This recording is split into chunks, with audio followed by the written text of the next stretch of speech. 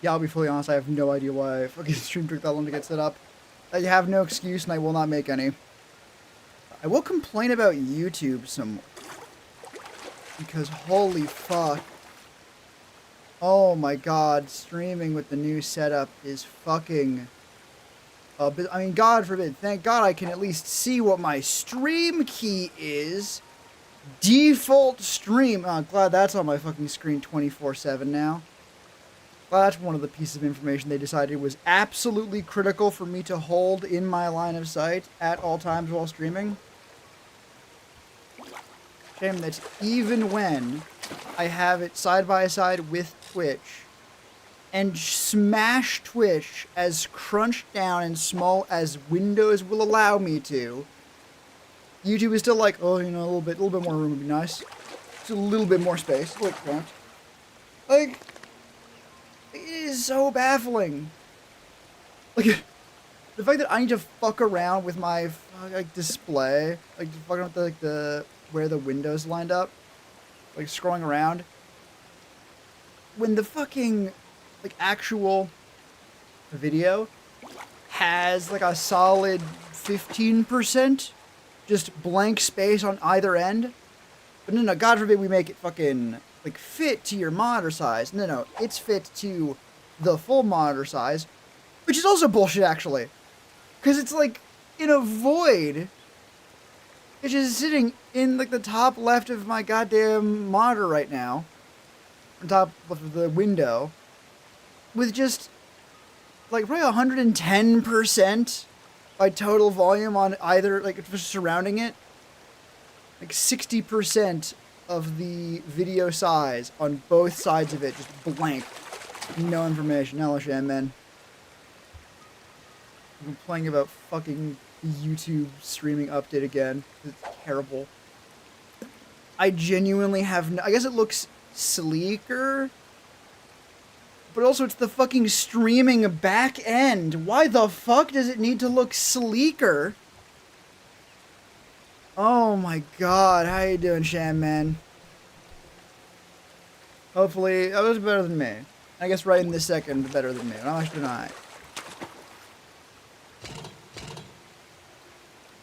You exist?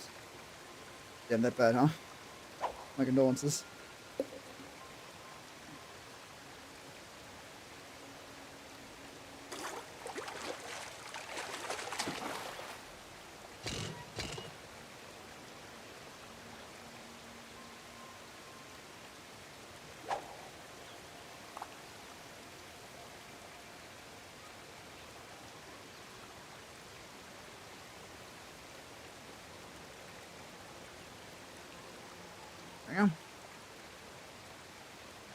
You're tired and rested and feel strange. Oh, that's not good. Big body. I've been there, which is why I say that doesn't sound good. Where, like, in theory, you're rested, and you feel like you're rested, but also you're too tired to do much.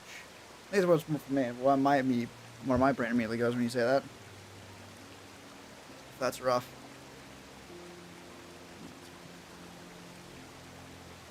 God. Yeah, no, I'm actually doing pretty good. I got my fucking meds updated recently to more, so I actually can function better. And they've been working really good.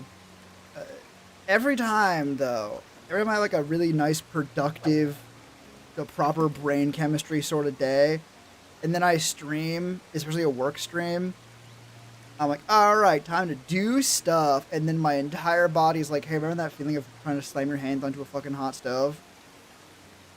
Yeah, you didn't actually get rid of that. You just put on temporary leave, idiot. Oh no. Oh no, please. Okay, sometime with proper brain chemistry. Let me find my fucking notebook. My sketchbook, rather. I've been taking it, just like making notes and stuff on sticky notes, and it is not. That didn't happen to me. Unfortunately, this is not the thing that necessarily happens to me. It's just a thing I deal with. I do not begrudge you at all for the statement, though. I don't want to fucking deal with it either.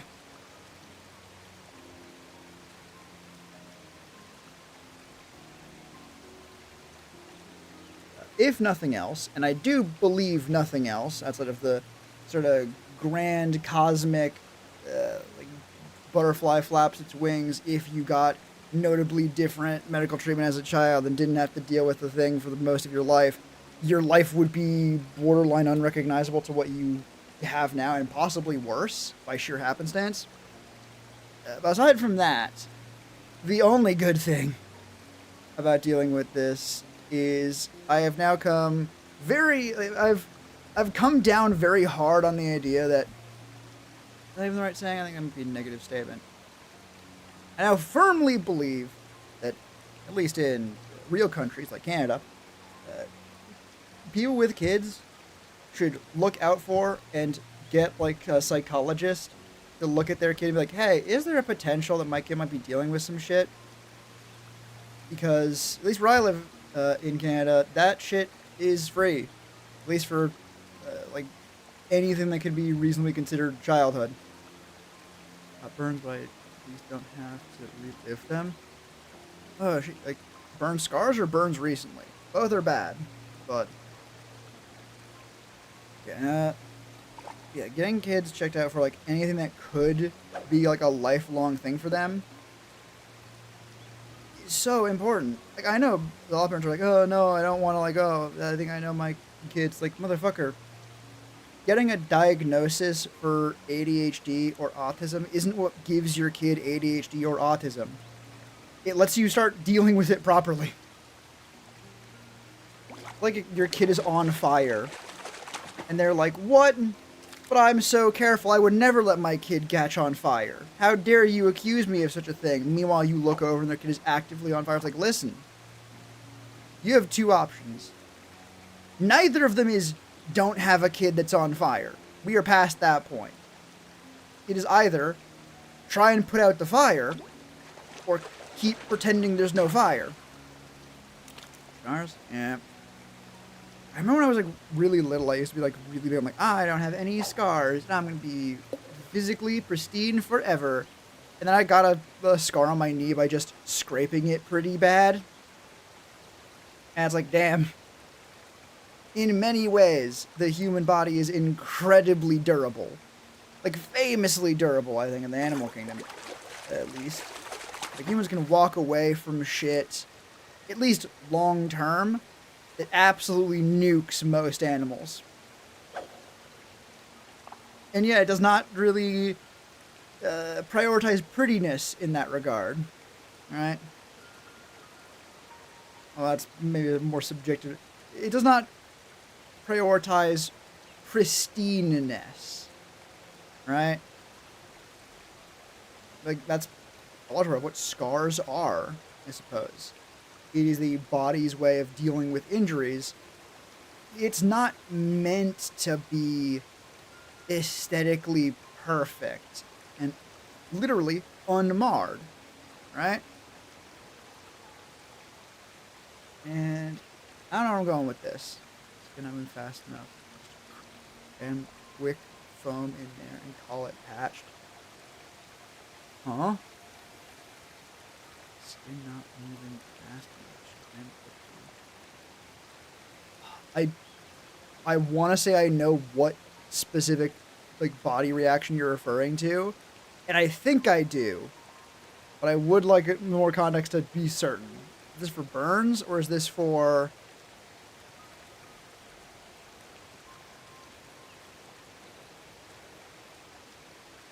But now I want to fucking look up what stretch fast enough to cover the area, starts throwing any shit in the area.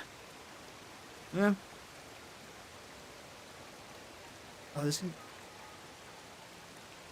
note scars and stretch marks. Oh, gotcha. Actually, that's a good point. Thank you for saying that. I'm gonna look up the specific details of this, not because, like, I don't trust you. No, I'm just curious, and I want to know the details of it.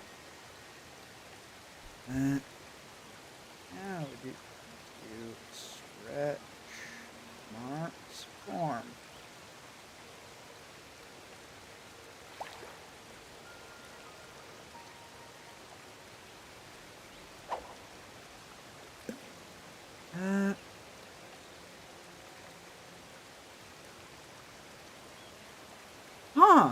Interesting.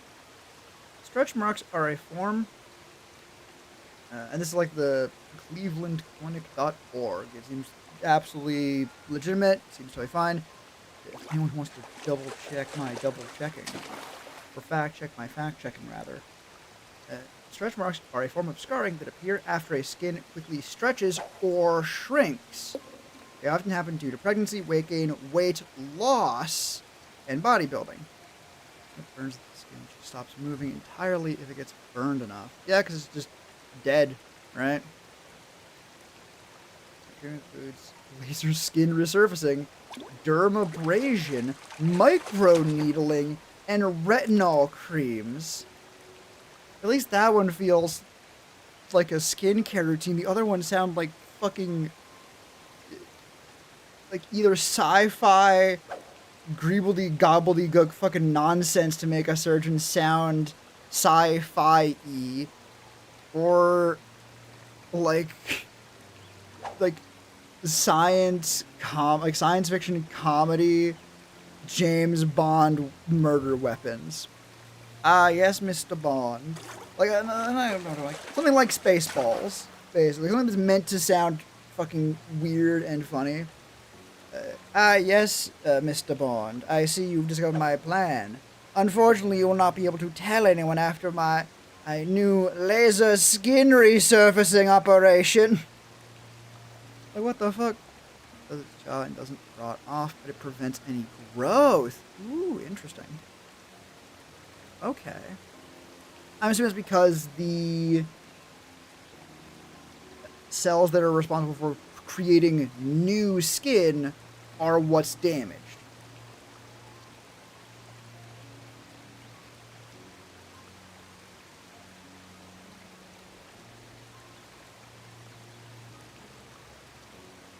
I couldn't tell you. Fair enough. Also, I respect the fact that you just say that.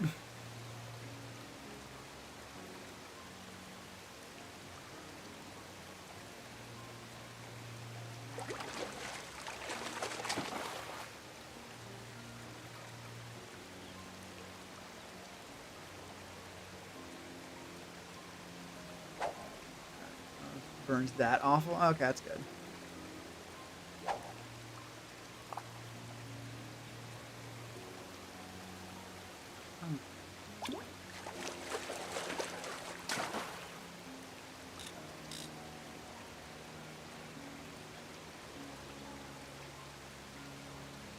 Honestly, a lot of what I'm finding is just how to remove stretch marks. No, I want you to tell me these specific mechanics from which the body creates them.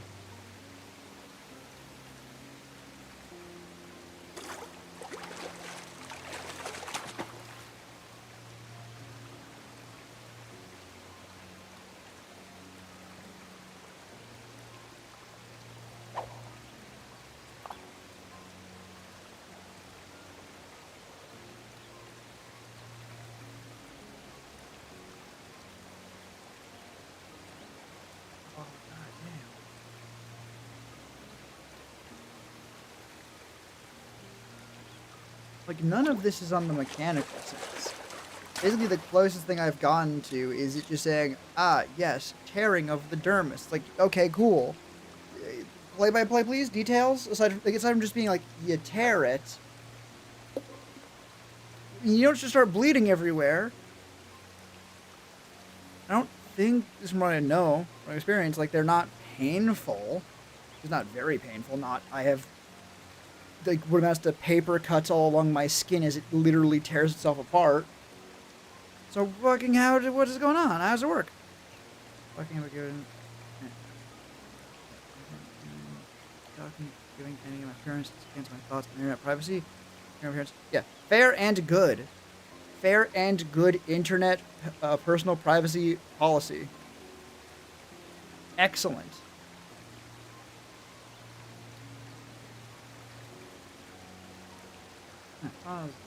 Especially if you're gonna increase cortisone. Increasing cortisone levels increase the stretch marks, reducing the skin's pliability. Specifically affects the dermis by removing the fibroblast from forming collagen and elastin fibers necessary for keeping rapid growing skin taut. This can create a lack of supportive material as the skin is stretched. into dermal and epidermal tearing. In turn, can produce scarring and form stretch marks. This is the case when there's new tissue growth, interfere with the underlying support system. Examples can cause certain breakage from the entire muscle, pregnancy, and also growth spurts. We also know that some medications, other medical conditions and diseases may increase like I like the fact that most of the stuff I've seen, especially like, I think all of the more academic or medical discussions on stretch marks, make sure like include like weight gain includes muscle.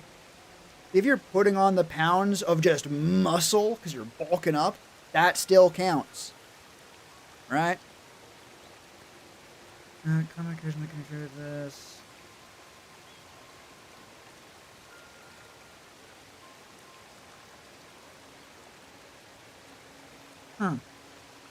That's incredibly funny. Common medications that can contribute to stretch marks include corticosteroid creams, lotion pills, and chronic use of oral or systemic steroids. Wow. But when I saw the corticosteroid cream, it reminded me immediately of the cream I saw on the thing like, how to treat like stretch marks. So I was like, okay, what are they talking about here? Because corticosteroid is blue link, you can hover over it. When you do though, corticosteroids are a class of steroid hormones that are produced in the adrenal cortex of vertebrae, which, and then it goes on to say more stuff. But just seeing, what's this cream? That sounds like that one for like skincare one. Oh, the adrenal cortex of the vertebrae, you say? My apologies. Sorry, I didn't assume.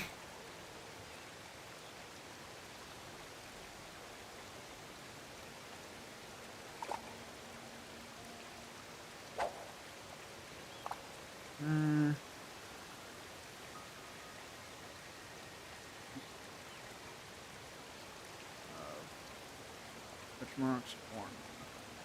The closest I've gotten is images of what stretch marks, like a cross section of stretch marks, compared to other one, like comparatively like unstretch marked skin.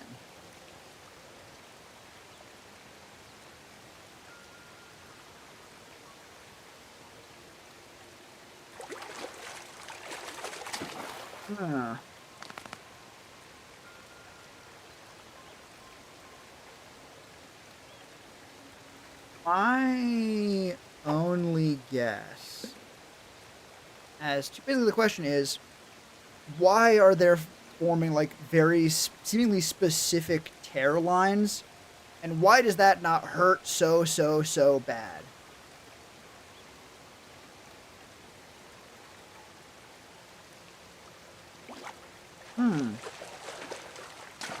It's the first I've seen of it, but it also seems correct. Well, the stretch lines always appear in the same way. The thing in question is from Fitomama magazine, which I do not take as a fucking academic source. It mentions Langer's lines. Is that a real thing? Before I even fucking continue. Langer's lines. I like young macro. It's entertaining. Yeah.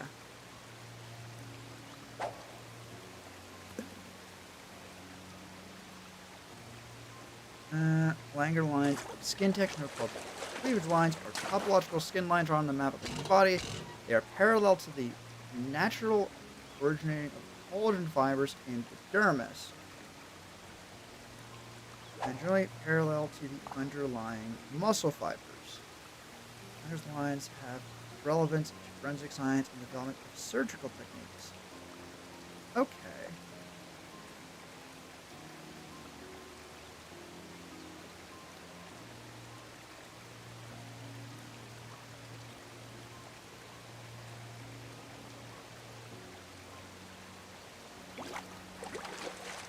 Orientation of stab wounds relative to Langer's lines can have a considerable impact upon the presentation of the wound.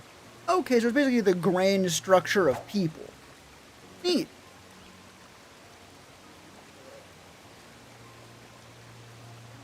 Ah, and that would make sense. If that is the direction of muscle growth,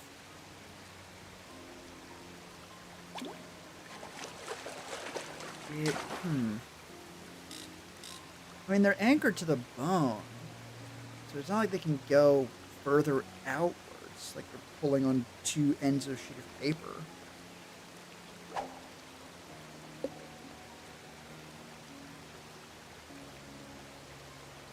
I think it's less about muscle and more the mention orientation of collagen fibers in the dermis. Dermis is a layer of skin, a part of the layer of skin. So if those are the directions of where the skin is strong,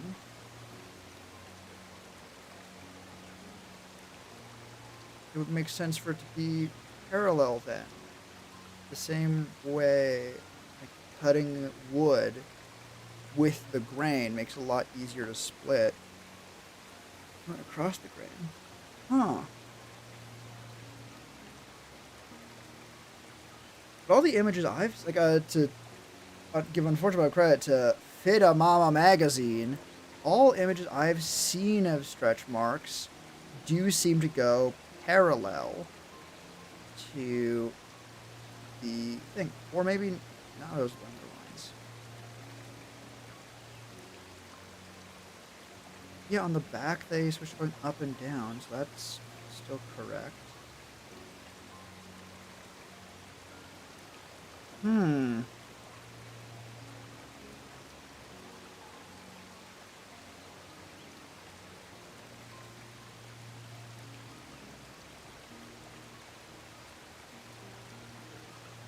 But yeah, I think it's conjecture. So I feel, wait, hang on. Is that good? Goes like that.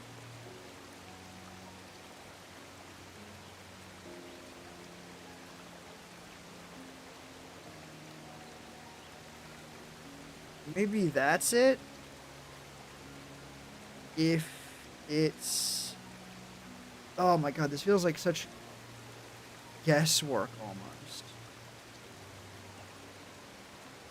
But if it is essentially a weak point, the point at which the growing body is causing the most stress on the skin, right? The point at which the skin is like, this is where I'm going to give way. If the collagen fibers go perpendicular to the stretch marks, could be that one, that is sort of the point. Same way paper tends to tear along a line when you pull it apart, rather than just shredding into fibers. It will also be a matter of once one strand of collagen breaks, it's now no longer giving support to its neighbors. So they have more stress, they break, etc., etc. And it could be also similar to muscle growth in general, where your body breaks, it tears, you tear a muscle, but not like tear a muscle. You work a muscle, it takes minute microscopic damage, and then it heals. It builds new scaffolding where the old stuff broke to fill the gap. Because it's filling with muscle, more strong. Which could also explain... Yeah, maybe. No, it's definitely seeming like it does damage. I mean, nothing other than superficial damage, but damage nonetheless. Oh,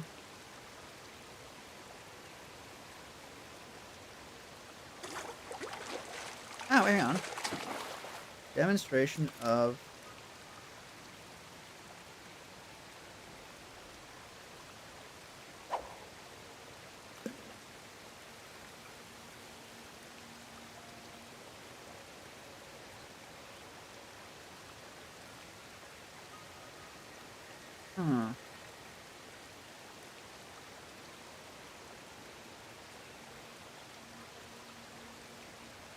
Okay. This is very interesting and also kind of disheartening because of the comments. It's a TikTok video I found that seems to be like a balloon they're inflating with like some kind of powder or coating on it. And sure enough, as they inflate the balloon, the coating on it doesn't grow as much and seems to break apart very much like stretch marks do. Which is fascinating to look at.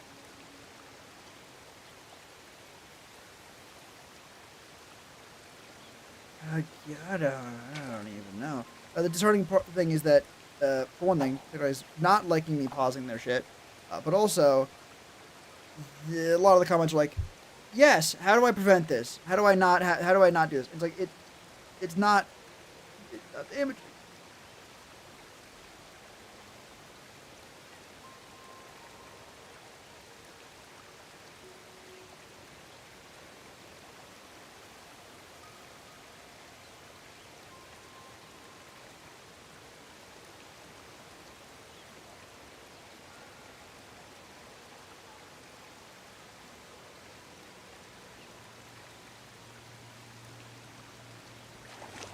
Okay.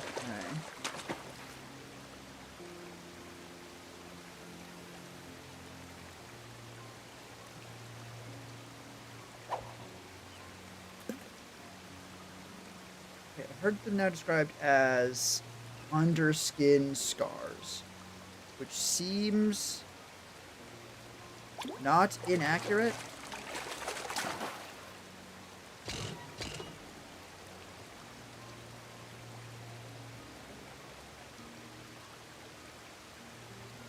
Hang on. This is someone reposting a YouTube short from like a channel I know. I'm just gonna find them. I do not like the fact that when I looked up stretch marks forming, when I had finished stretch marks, the first result was removal at home. Dad, I don't trust that shit. That does not seem good or healthy.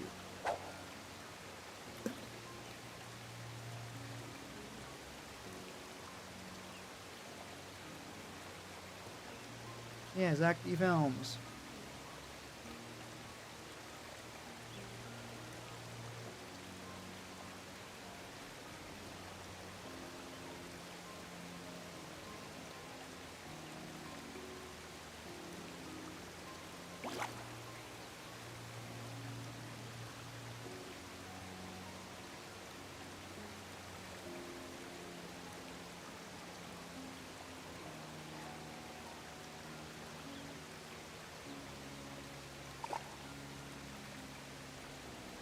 Okay. So the thing that is tearing, assuming Zach D. Films did their research, and from what I've seen, it seems accurate. It is the middle layer of the skin that tears, right? Or near enough the middle. And the reason why they start off red is because you're seeing the lower layers of blood vessels and muscle underneath that layer, which would explain why you don't hurt very much, because presumably all the bits with nerves don't get torn. Right?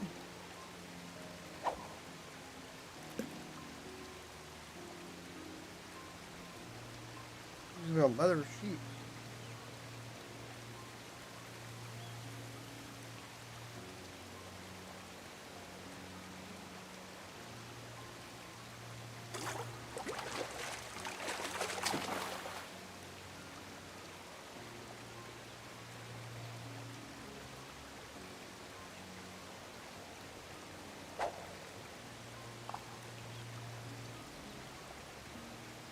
Excellent! Oh, it was an excellent description. So yeah, according to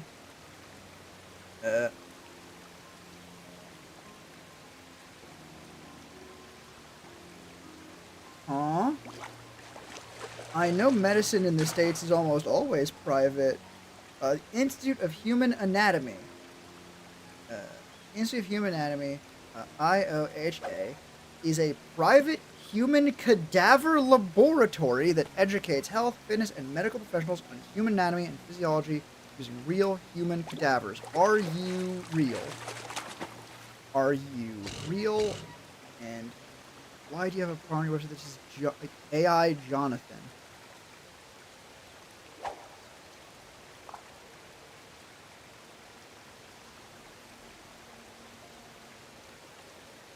Okay. This seems like just a lazy way of setting up a like how to figure stuff on the website. It's a not for medical advice. I'm dubious when you this medical thing has the first thing they show is their fucking follower count.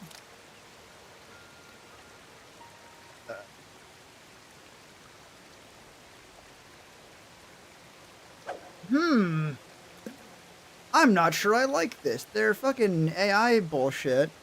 Already not good. Well, it did say, hey, not for medical stuff. If you scroll on their main thing, it's like, your personal guide to anatomy, physiology, and institute of... Your personal guide to anatomy, physiology, and Institute of Human Anatomy. Your personal guide to Institute of Human Anatomy. That's almost a sentence that makes sense, but it doesn't. Did you write your fucking title blurb bullshit with AI? Ask any question and get clear, science-based answers anytime, 24/7. You also say that your fucking AI is not a medical thing, it's not science-based.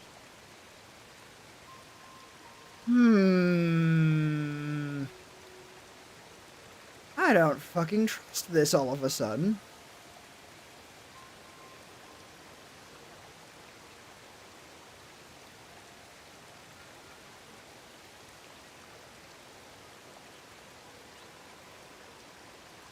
Are you full of shit? Probably not even about this. But listen, just because no one is held accountable for anything anymore does not mean I don't want to try and give the best advice I can.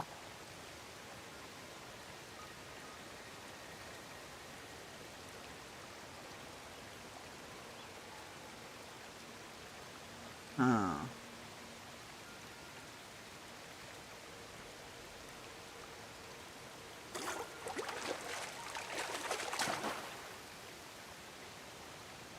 Alright, alright.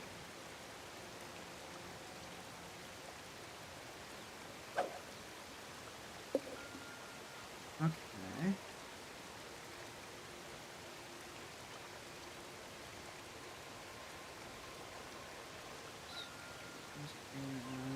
Legit.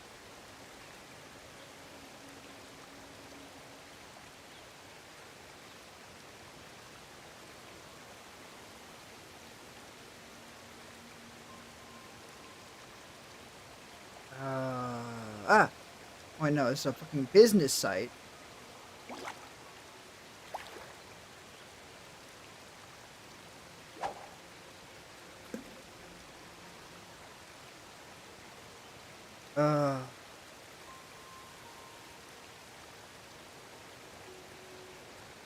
I'm okay.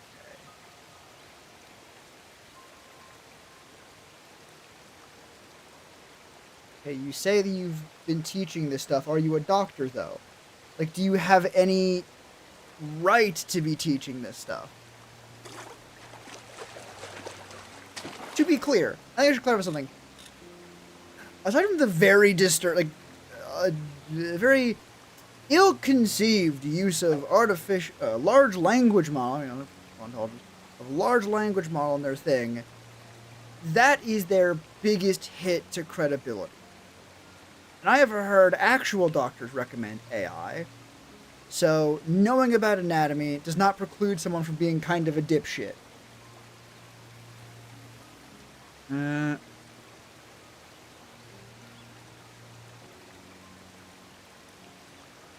With career and vocational colleges, career.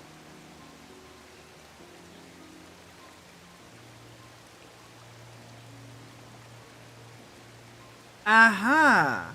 Okay. I... Ugh. So many little things about this fucking site just set off every alarm in my head. The fucking first sentence on someone's like, about me thing. Serial entrepreneur. Fucking the fourth and fifth words, actually.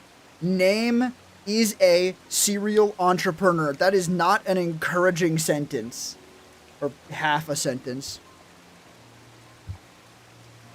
Quick laugh with medic dozer voice lines. Fuck yeah. Hang on.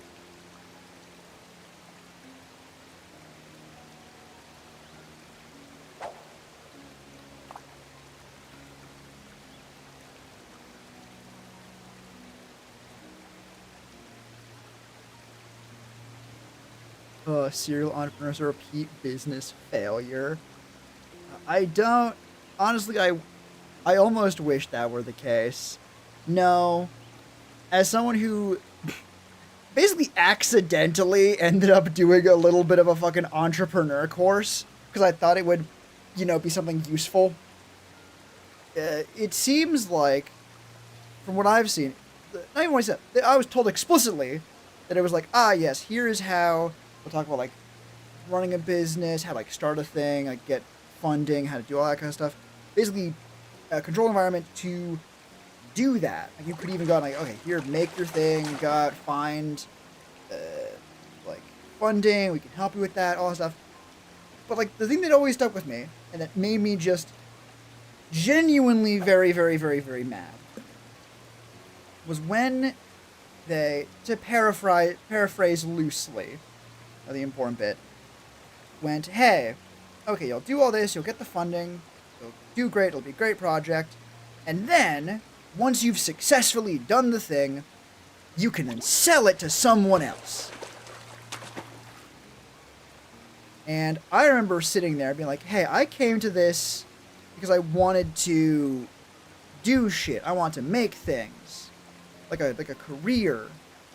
And now you're telling me how to do that, yes, but with the express goal of not doing it at some point, of selling it just to make money. What if my goal is to just make the thing, to do the thing in question? Like, what if I want to, like, for an example that also happened, not recently, but recently enough, what if, hear me out, I want to buy a house to live in it as my home, and not as a fucking investment to sell in 20 years. What about that, huh? What about that shit? Oh my god. I wanted to sell... If I want to sell my dream, I might as well sign my personality away too, right? Or like... Honestly, I think it may be even a better phrasing of it, given... I'm not saying your idea is bad. By no means. It was an excellent line. I'm just, unfortunately, more familiar with the actual, like, entrepreneur grind set side of it. It's like, I can't imagine someone actually doing that for their dream. Like an idea they love for reasons beyond it will be successful. Right? I think that's the kicker. There's plenty of entrepreneurs. I'm sure they're like, oh man, this is like my baby. This is my dream. This is awesome. And it's like, oh, well, why? Well, it's a good idea and it'll make me lots of money when it succeeds. Like, oh, okay. So, fuck off? I'm not fucking here. Like, I don't know, Chief. I don't think fucking Santa's out there making toys because he thinks he'll make fucking big bucks one day. I think Santa might enjoy spreading Christmas cheer and happiness and maybe just likes making toys. Right? I mean, that's the Christmas spirit. I'm pretty sure that's fucking the message. The message? I don't know how to put the word. The message of like 70% of all Christmas movies is, hey, maybe fuck the entrepreneur grind set Anyway, back to the... Basically, while this does give set off plenty of red flags of, like, this is an entrepreneurship thing, this is a thing. As for the director of education, lead dissector, anatomist, the guy who does all their stuff, it seems. Their main face guy. While attaining his degree in health promotion and education at the University of Utah. Taking his pre-medical coursework, the anatomy course eventually was asked to be a teacher assistant and mainly fell in love with teaching and story about the human body. Okay. So, to answer my question from a bit ago, he does have a right to be teaching about anatomy, actually. He has done work in, like, schools and stuff. I mean, a doctor, doesn't matter at that point. Like, it did the stuff. This seems legit enough to be talking about fucking stretch marks, at least. And really, I probably should have just not mentioned the name and not had to fucking deal with it. This is why people online don't fucking take responsibility for shit they say. Taking responsibility for knowing that you're not spreading absolute unabashed horse shit takes time and effort and giving a shit. And I'm still not entirely fucking convinced. I don't know. Oh, also they do use actual real human cadavers. Like, that's an important thing to note.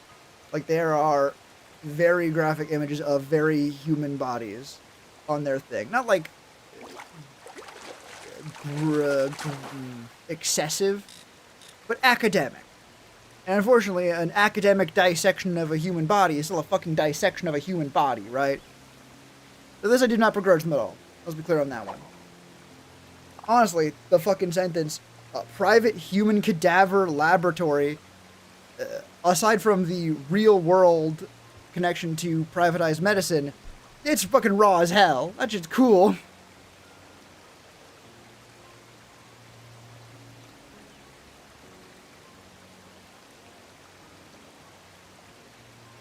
It's a human hand with a tissue removed to show how the fingers work. Ugh. Metal. License. Hey, urgent care. 10 years for mining, but still not something I should see as a young teen. Yeah, honestly, a lot of me wonders if that might be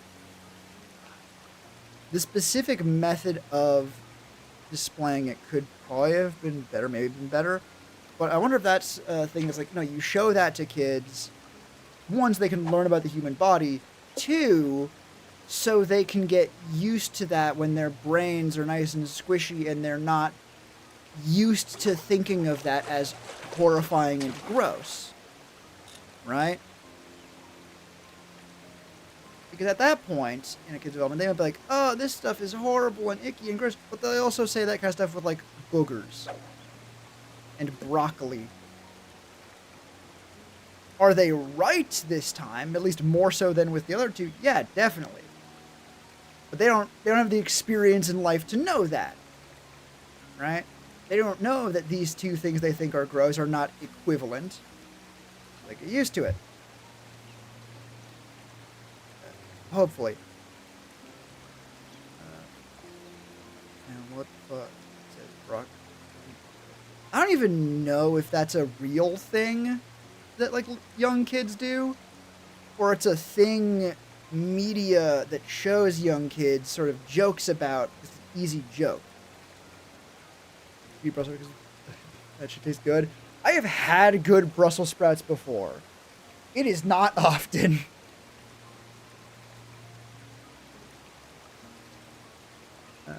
Yeah, anyway, back to fucking a billion years ago, talking about stretch marks. It is the middle layer of skin, not the superficial epidermis, which... What does the dermis specifically do? Dermis.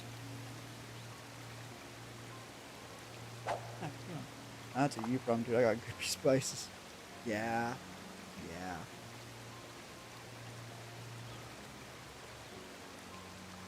Oh.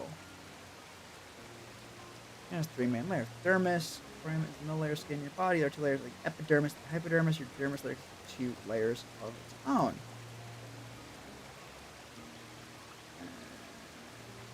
Excellent. Your dermis is your skin. The epidermis is the top layer. The epidermis is the middle layer. Your epidermis is the thinnest layer of skin. It helps hydrate your body, produce new skin cells, protects your body from damage, and makes melanin, which provides skin color. While your epidermis is the thinnest layer of your skin, your dermis is the thickest layer. Your dermis contains collagen and elastin, which helps make your dermis thick and supportive of your skin's overall structure. All of your connective tissue, nerve endings, sweat glands, oil glands, and hair follicles is in your dermis. Okay.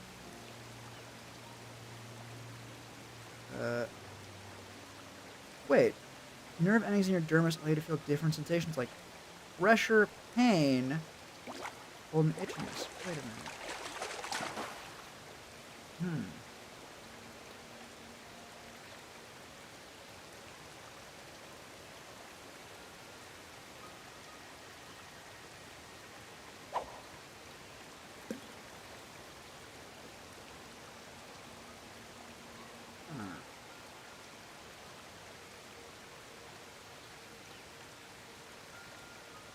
Oh, maybe that's the answer.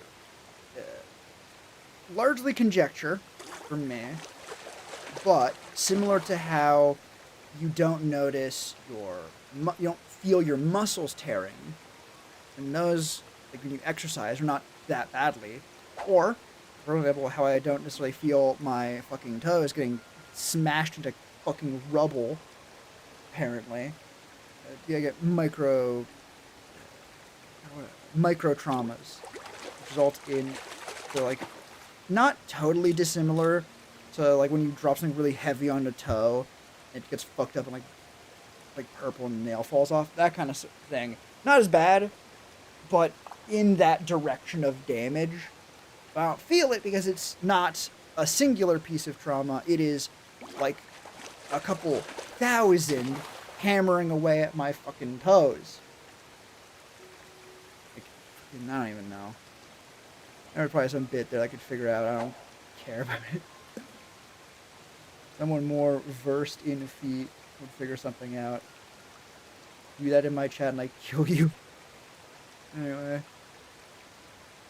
But yeah, that sort of thing does not feel very painful because it's not a singular thing to avoid. It's not even like an ache. That could be what happens with stretch marks. They don't happen like that. They happen over days. So, they stretch and stretch and stretch, and then they tear a little bit, and a little bit, and a little bit, and a little bit, and eventually they come apart at the seam, or not the seam, I suppose. And dermis is now broken at the bottom layer. Your epidermis is fine. Your hypodermis is fine, because they are thin enough to just stretch on their own. Or grow fast enough because they can just vomit out cells relative to their depth fast enough. The epidermis is specifically, or the dermis is specifically the structural part of the skin. So it does not stretch and grow as much because that's literally its job. Or it's also its job to have the stuff that makes it flexible.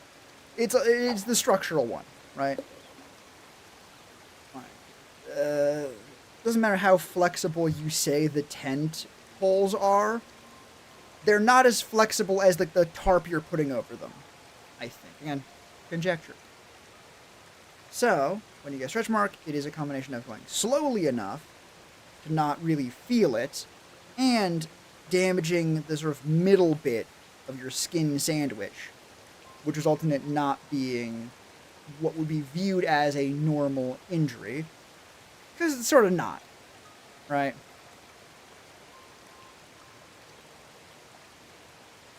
This has been an incredibly long tangent. A very fun tangent, but incredibly long.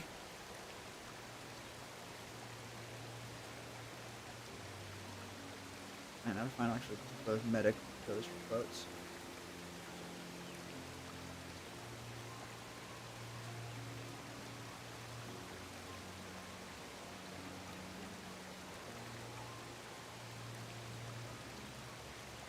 Results are back. You're a bitch. These are fucking good. I see why you fucking listen to these sometimes. Anyways, ever play a Factory Builder, one of those 1,000-hour games? Yes, it is Factorio. Oh my god. For me, it's so much worse when I'm with someone else playing it, because then you can sort of like feed into each other, right? You work together on bigger builds. Honestly, I tried to play it recently, and it felt like every 5 seconds I was like, well, now I need to tear down this section of the factory because it's not good enough. It's not efficient. It's like not producing what I need it to. And now now I need to also make fucking military science. That's a whole different part of the fucking factory I need to fucking build. I don't wanna.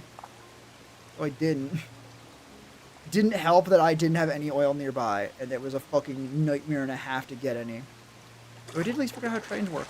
It is really not that hard. I do not know why it was such a problem for me before. Car factory, more of a small pieces. A horrible brawl, but I love it. Right? I do get that, but it's like, oh, I have a bit that produces, like, green science. I need more green science. I can just expand this one because, like, there are bits of it that aren't being totally, like, efficient. And it's like, no. Try about it.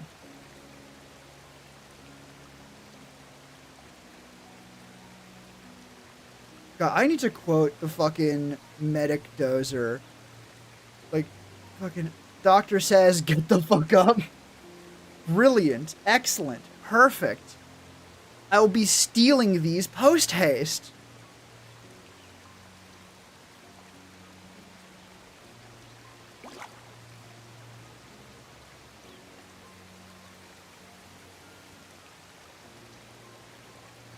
Oh, they giving you a whooping? You gonna take it?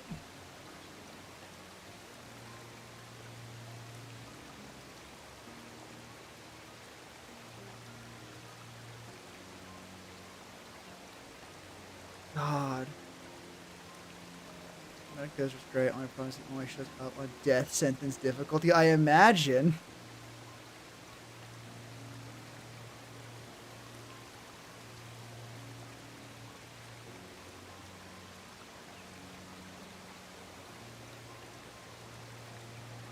This is excellent. 2 words. Get the fuck up. God. Yeah, God, crimes here, crimes here, nerds.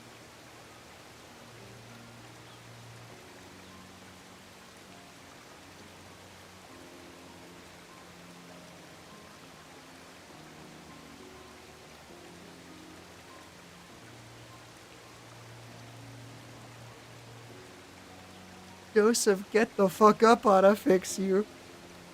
Oh, I've stayed with your guts back in, get fighting. Real players restart a heist 15 times because they struggle with stealth. You know it.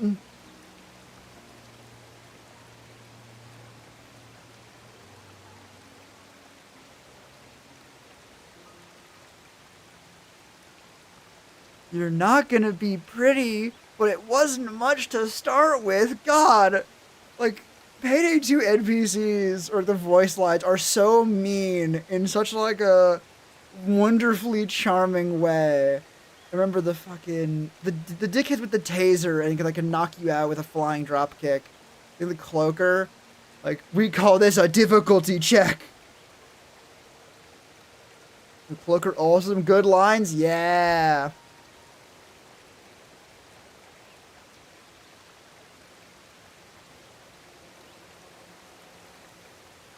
Oh, good news. Good news, I brought free healthcare.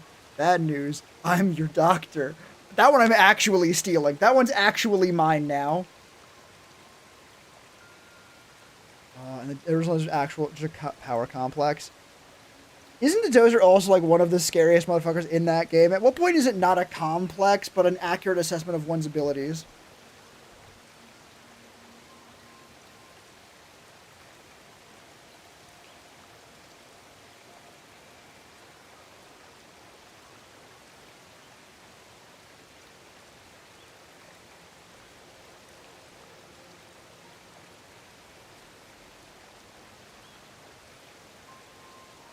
Yeah, like, oh, the famed quote, "You're up against the wall, and I am the fucking wall."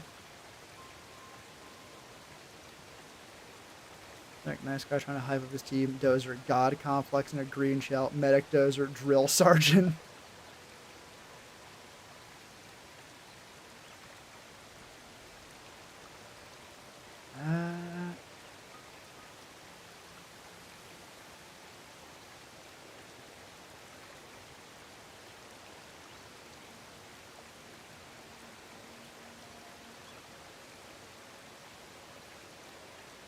I'm sorry, the inner visor? This motherfucker has 2 faceplates?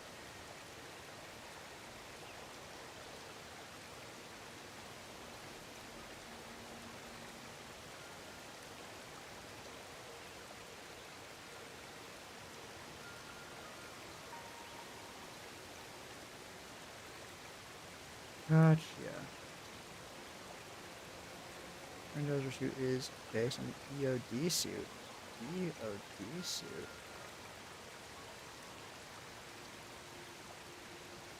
Oh, the bomb suit. Gotcha. I'll be honest, I just saw the wiki page for it. I was like, oh, that makes sense.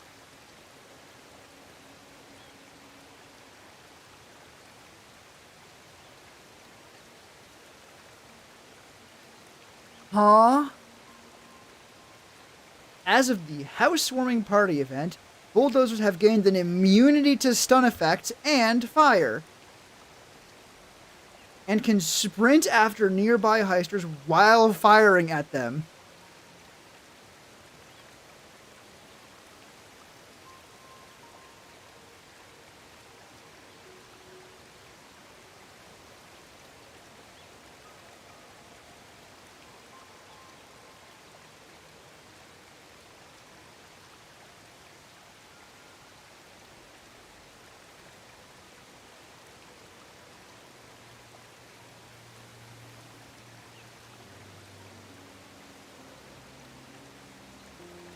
God damn.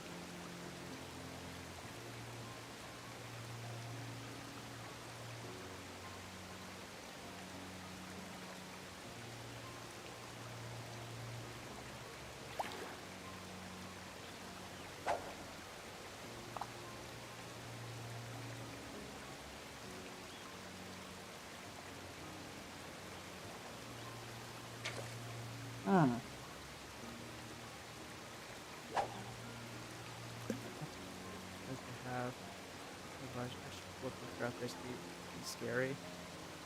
You're not wrong, and honestly, it's a very clever way of doing that, especially because it also shows you when you get to about halfway through their "fuck you, no headshots" shield, right?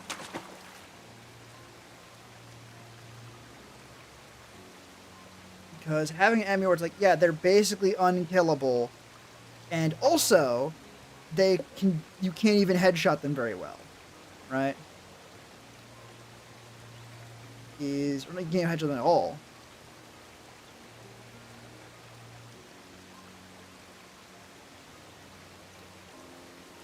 Oh, okay. What even is the headshot more? Presume that is like times, right?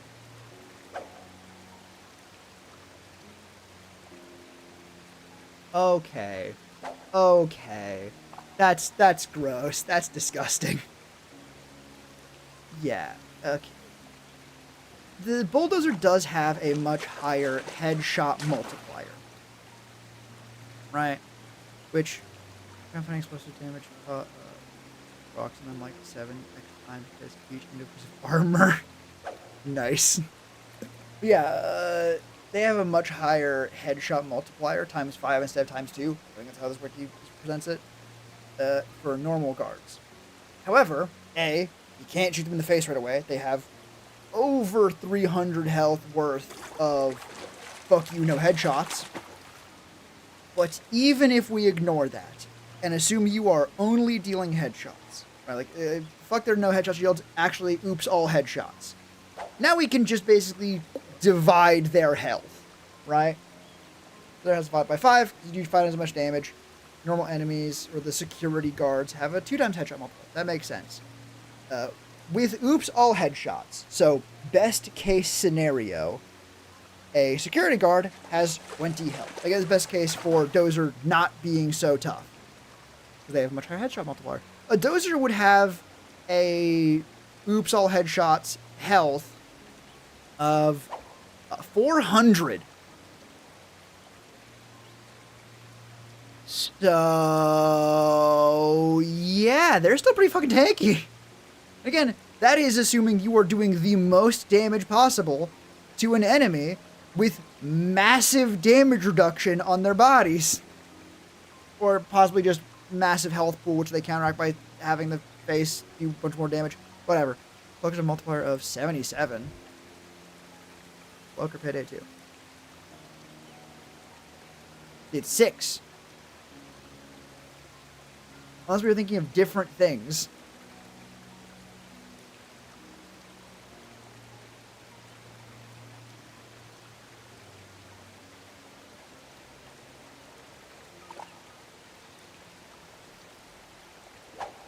Death sentence exclusively.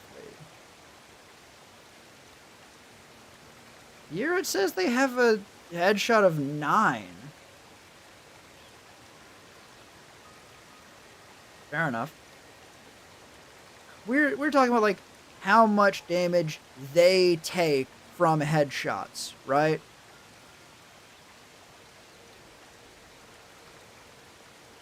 We found lied. Yeah. Now, importantly, they have a normal one, which is the thing I'm using as just a reference, of 6 and a total health of 600. For that to the bulldozers 5 headshot multiplier, so they take more damage from headshots, the cloakers do, than the bulldozers, and a health of 2,000. So, yeah, I can see why it might feel that way, given that suddenly a cloaker with headshots, oops, all headshots count, only has 5 times as much health as the most basic security guard. So that you can drop them before they start kicking your ass. Yeah, that makes sense.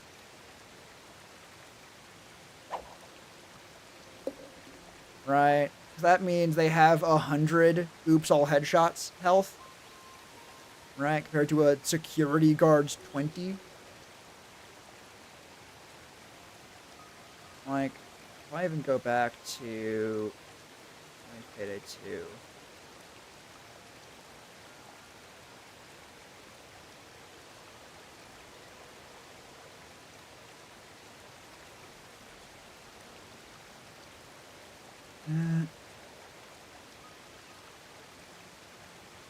Like, yeah. Oh, a heavy SWAT has 80 oops all headshots health value, right? Point extra. Oh, my achievements note wasn't set through. Oh no! What happened?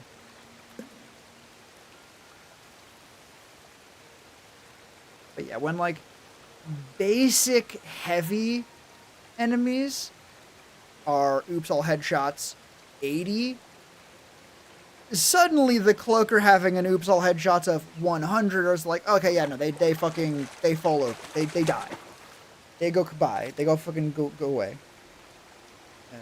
Mixing shotgun and cloaker is bad. As in, if you combine your shotgun with that cloaker's gonna not exist anymore, or if you combine using a shotgun against a cloaker, you're going to die immediately. Basically, mid-air hit is achievement. Oh, like they're flying through the air, about to kick the shit out of you, and you just blast them out of the fucking sky like you're going clay pigeon hunting. Or clay pigeon shooting, I guess? I don't know. Yep. That has to be an achievement you get by accident. And then you immediately feel your fucking stomach drop into your fucking ass cheeks because you're like, holy fuck. I almost died.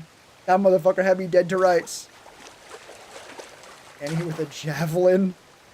Are we talking rocket launcher named after the javelin, or is there a fucking weapon that is just a javelin in Payday 2? I need to clarify.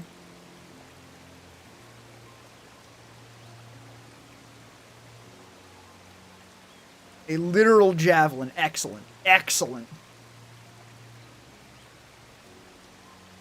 That's what I wanted to hear.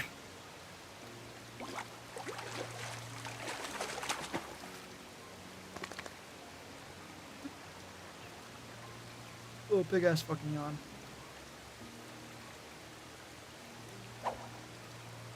Lava achievements, yeah. Yeah, that game was out, like, the current one for a long time. And then Payday 3 came out, and no one liked Payday 3, apparently.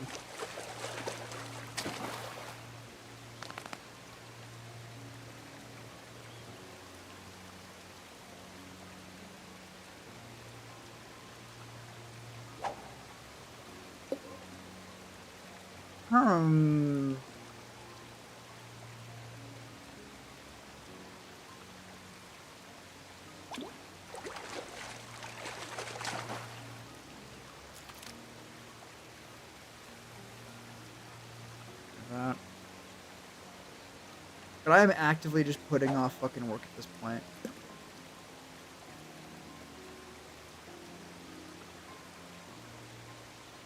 I had 2 days on my journey in Satisfactory, I mean. Gotcha. Is that normal? Impressive? Impressively fucking low? I don't know. I have not played Satisfactory.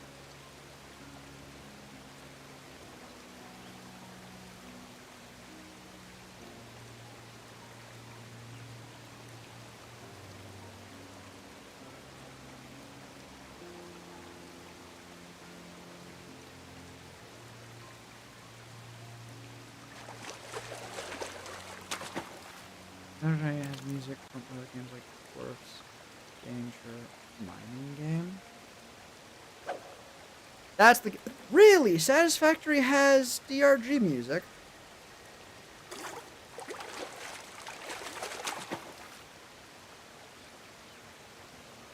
Deep Rock Galactic Boombox tape location in Satisfactory.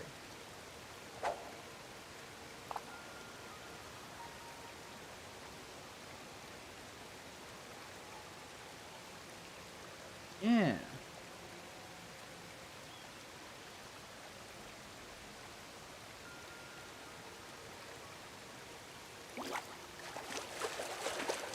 And Sentiment, too.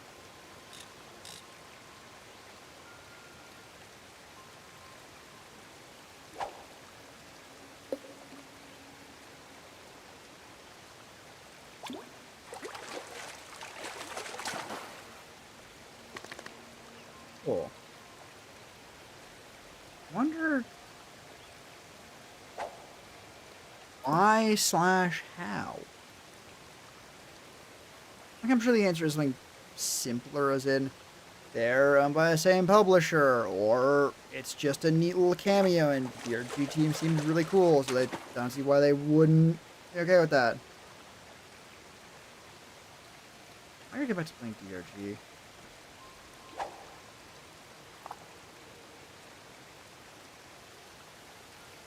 I don't know what Coffee Stain Studio made.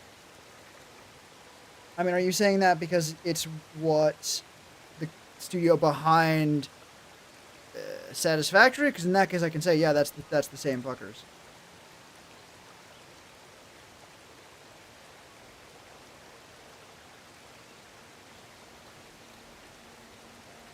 Satisfactory, Goat Sim, Valheim, Deep Rock. Well, that's the fucking answer there. They're the same group. Almost certainly just the publisher, though. Yeah. It's easy. Right? Easy and correct.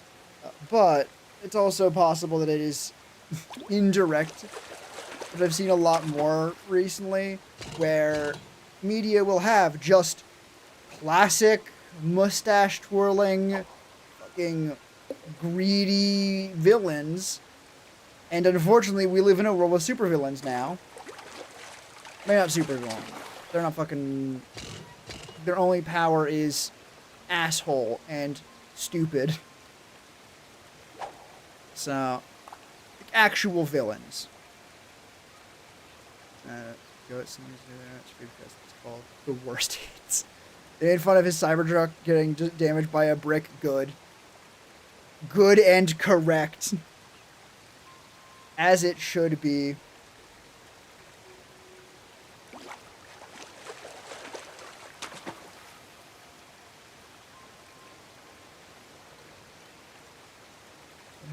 Denmark for Ghost Ship.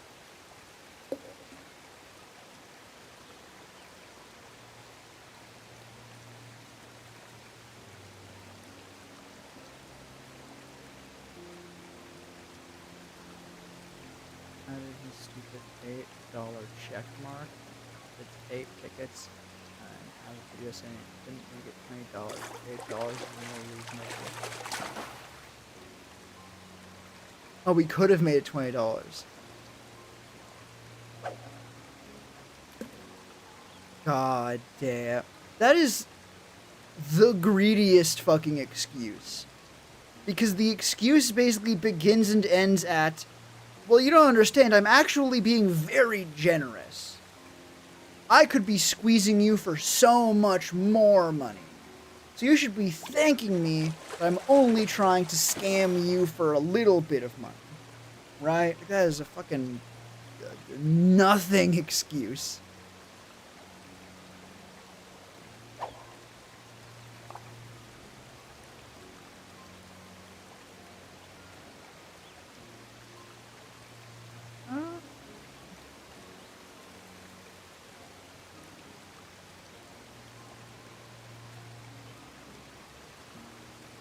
That way, games.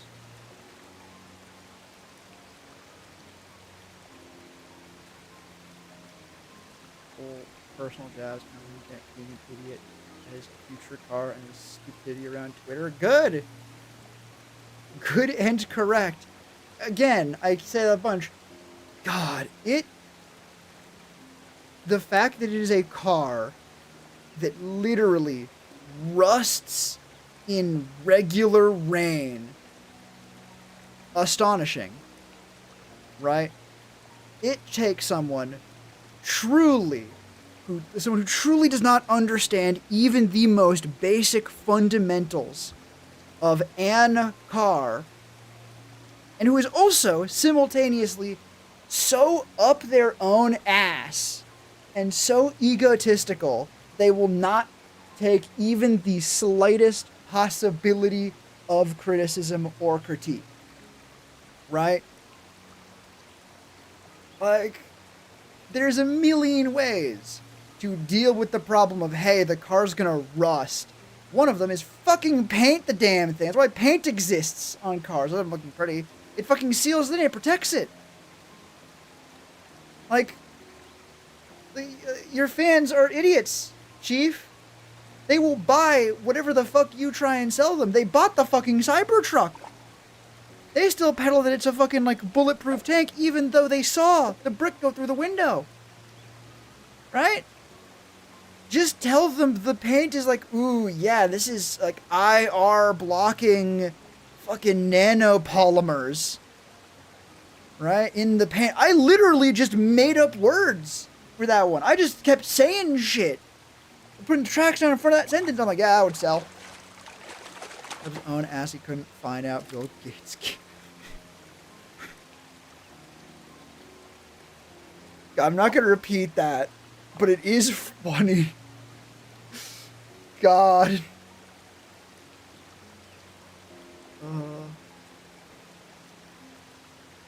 Something a bunch of D-Rock a second ago. Yeah, Coffee Stain is like a Swedish publishing thing. Apparently, Ghost Ship, like, is just like part of their, like, it's one of their studios in Sweden. Or I guess no, theirs is Ghost Ship is in Denmark. My bad. Most of their ones are Sweden. I think Ghost Ship is a funny thing. It really was a product of its time, I think, and that is not necessarily a bad thing. Yeah, 2014? Mm-hmm. Yeah, mid-thousands makes total fucking sense. Also, one of the hits that was supposedly the worst is decent. It was bad on purpose. When you say that Goat Sim is bad, it is deliberately kind of shit and ass, right? Let's take the ragdolls, for example. Very easy one. The ragdolls are a bit shit and ass, but they're funny, so it's good, actually. I think that is the very, very concise version of, hey, what is Goat Sim? Well, you see how that ragdoll breaks actively and flings you into the skybox? You know how that be considered like jank and bad in most games and be a thing that like Elder Scrolls would patch out because that's shit and ass and bad? Yeah, they're leaving that shit in. That is the game. I mean, you've never seen a goat get talifragged by moving Mach 3? I mean, never on accident. Right?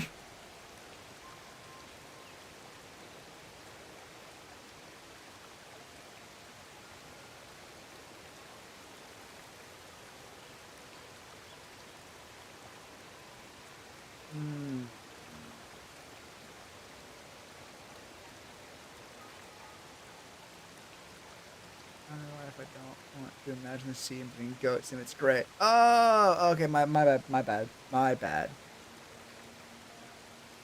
Really, I should have figured that one out, to be honest.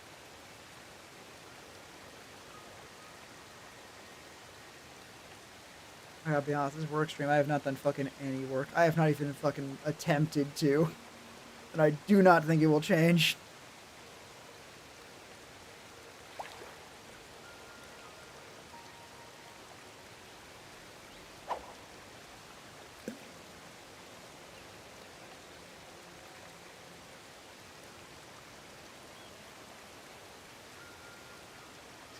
Limbs fly off about miles away and then just Elastic Man back is great. Oh yeah, like when the fucking ragdoll gets like stretched out really far. Yeah, that is shit and ass and bad, and we must get rid of it from our very serious fucking RPG or whatever the fuck we're making. Or players will not take it seriously. Goat Sim, fuck it. That is the game. See how badly you can fuck up our shit and ass fucking ragdolls? We ain't gonna stop you. In fact, we'll find other objects that interact incredibly badly with the goat's hitbox, and we will fucking just throw those places. So you can find them and then fuck everything up. We'll give the goat a jetpack. We made it so that it's functional. You can go in no direction you point in, probably. Beyond that, nah. You don't want to go to place. You want to fucking launch yourself into the stratosphere. And it's great for that. Right?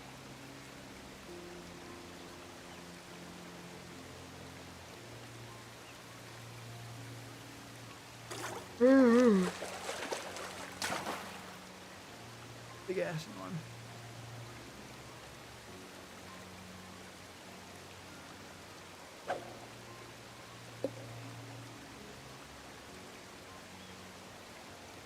How the fuck did I end up with the fucking YouTube homepage algorithm?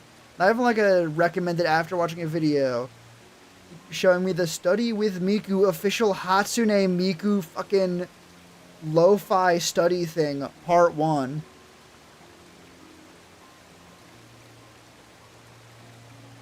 This isn't even like, well, the music is nice. Like, it's not even like good lo-fi. Like, this is not low energy. This is like the most high energy lo-fi I've ever heard. Like, it's sick. I like it. But I'm not studying to this. I'm getting distracted by it.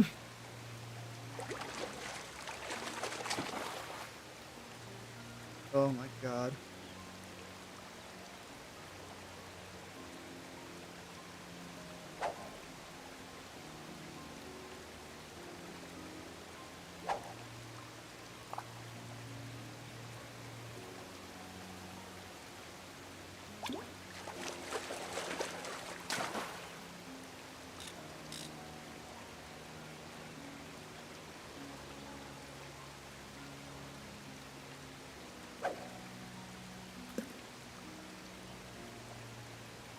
Huh.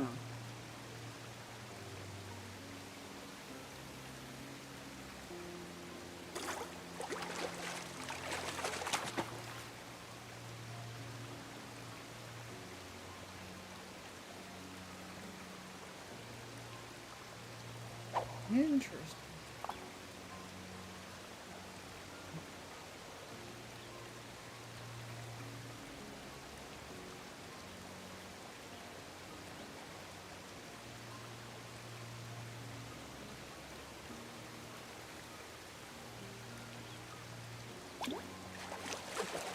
I think I'm losing focus on what I fucking talk about. I have... Wait, what? Proof of my fucking point, I guess. In my defense, I saw a fucking short for Inquisitor Gadget. The Mr... No, fucking... Inspector. There we go. Inspector Gadget. I'm just trying to find the word. Like, Inspector Gadget, but in 40K. So I was a bit taken aback when I saw that. I apologize. But yeah, no.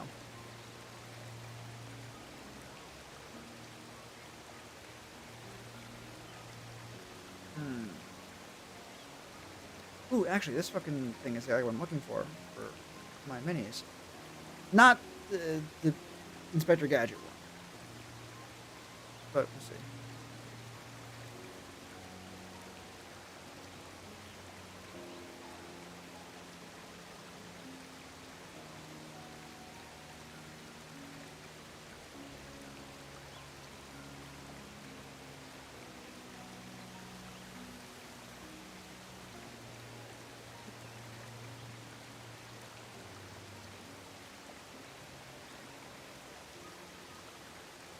Never mind, that was not very helpful.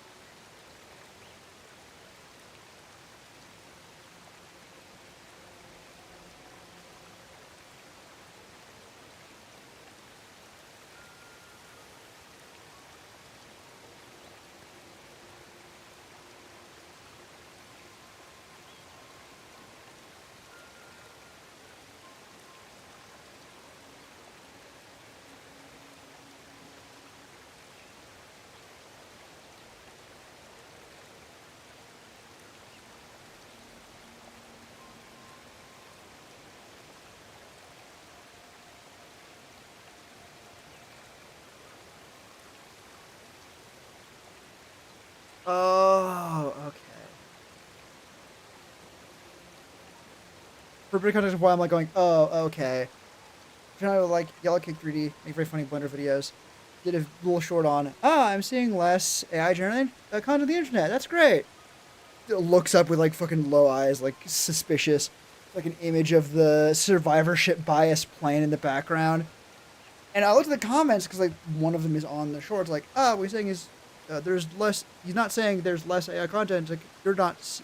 You don't realize it's not AI content. It's like no. That is not the joke here. And I was looking at it and I was confused because that didn't make sense with the plane. And I think someone else seems to have, I think, hit the nail on the head, which is no, you genuinely aren't seeing as much AI content because the algorithm is keeping track of what you watch. If you click away immediately from AI shit, the algorithm is going to see that and go, oh, this person hates seeing this. Not as in like, will they hate watch it and like, oh no, this is so bad, I need to see how it ends. No, they will see it, understand what it is, and fucking disappear, abort, leave, go somewhere else. So, if we assume the inverse of them not showing it to you, if they were to show you more of that, eventually you'd stop watching altogether. if that was all they showed you, you'd be like, well, I have nothing, there's nothing here for me anymore. Goodbye. So they go, well, fuck, shit, no, ass, fuck, we don't want that. We don't want that at all. We want to find the stuff that will keep them here forever. The stuff that makes them leave and reconsider and go do something else is bad. We want them to stay. And so, while you will be seeing less AI-generated content, it does not mean there is less AI-generated content, which is not good, but I do think it is a step in healing. Like, AI slop being put out there and just getting fucking disappeared by the algorithm because it has picked up on the fact that no one fucking watches it is good, right? This is very good, actually. Honestly, this is probably one of the avenues where companies are going to eventually turn on AI. I think is, at this point, inevitable. Because if they're putting up content that actively pushes people off of the platform, that is going to need to justify its own existence very, very quickly. And possibly they will do that for it. Like, oh, well, you know, it's an investment, you know, it'll work out. Eventually, someone is going to go, no, it's not. And yank the fucking cord to get the fuck out of there. Right? Something, of course, does not get good enough to be indistinguishable, but at that point we now enter much worse territory. I'm like, okay, is it legal? Maybe, maybe not. Or the case I think is most decisive, let's say, you are not going to be the guy producing the best content. Right? Even if AI really could make anything you could dream of perfectly, flawlessly, you don't have the next Lord of the Rings in your head and you just can't get it out onto the page. Like, no. That is not how this works. You've told yourself that's how this works because you're coping. And even if you did, what does it matter? Right? The whole point, this is the actual, like, the decisive argument, the whole point of AI is to perform the work of talented, skilled artists with neither talent or none of talent, creativity, or effort. Motherfucker, it is really easy to be a talentless hack and just dumbly smash in to a fucking search bar the exact thing you want to see made. The whole point is that anyone can do it. Why the fuck do you think anyone would have you specifically do it? Once everyone can make the art of their dreams,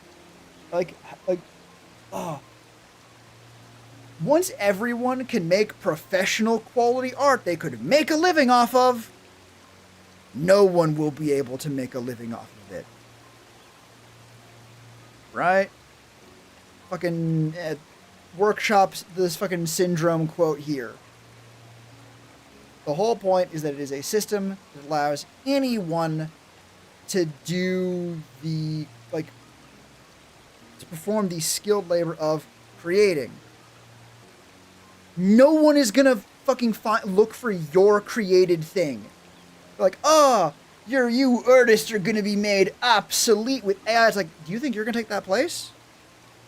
No, Chief. No. It's not matter how good you are, how good you think you are. I apologize, using the AI. You do not have insert mega corporation who's pushing AI here server budgets. Right? The only metric for AI's quote-unquote quality is money and server space. You cannot fucking bootstrap your way out of that. Reminds me of the joke of companies making artists draw something on the spot. Stop artists from applying for the... reminds me of joke of companies making artists draw something as much to stop artists from applying to the position. Oh, yeah. Honestly, that's not even a fucking joke, right? Like, honestly, that is not even a fucking joke. Really, most... I mean, frankly, that should be most positions, right? Just to be sure, like, you don't have someone else doing it for you, just as, like, a precaution due process. But, yeah, if you are being hired to do art, then they want to see you do art. If your quote-unquote art is just using a fucking, like oh god, like machine learning algorithm, why doesn't the company just use that machine learning algorithm? Right? Like that is the most concise version of it. Like, if your version of creating something is using some, like, large language model or some machine generated image bullshit, why doesn't everyone else just use that program? I'm paying you, not your damn computer. Do it yourself or piss off. Let's not even... That applies some level of, like, mercy here. Where it's like, hey, I'm paying for you to do it, not your computer. Like, no. That is not the problem. The problem is not that they don't want you using the computer because they're paying you. The problem is they don't want you to... They're not paying for your computer because they don't want the fucking AI. Because if they did, they would have just used it. You would not be here as, like, an employee of this company. And you know this, you can see this is true. Not just, like, logically. Why would they pay you to use a software that they can use whose whole purpose is to be easy and dipshit proof to use? But also, what happens whenever a company's like, hey, we're going to go AI first? They lay off a bunch of their fucking workers is what happens. First fucking thing. There is no future that we want to live in right now with, like, machine-generated stuff, right? Like, I don't know, maybe in some fucking Star Trek Lancer core systems, like, post-scarcity world where money is a foreign concept to people. You know, maybe at that point. Like, probably not. But maybe. Almost certainly not, in fact. But in a point where people are doing this for a living and need to do this for a living, or the art doesn't get made,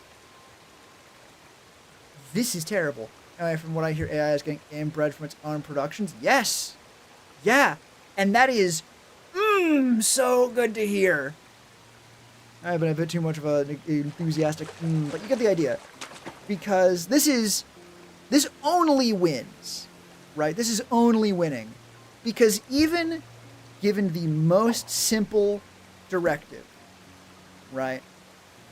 And even when it can perform it perfectly, I think the example was like handwriting or like a signature. Yeah, AI can look at a bit of written, I think maybe like printed text, and they can recreate the font perfectly the first time. But as you feed that image through AI over and over and over and over again, assuming it is not literally just reposting the same image. I have to stress the literally because I have seen some fucking blatant AI. Then it will be a little bit different. And it's a little bit different given the amalgamated average, basically. As this point, we're getting into conjecture. Point is, it gets worse over time. That part is not conjecture. That is experimentally proven fact. So no matter how good the generated art gets, if you put it through the same systems over and over again, it will get worse. Congrats, AI bros. Your child looks like a fifth generation of family that never touched a person that wasn't related to. Proud of yourself. Let's be clear. They already looked like that. But that is not necessarily where the excitement is. It is in part. The more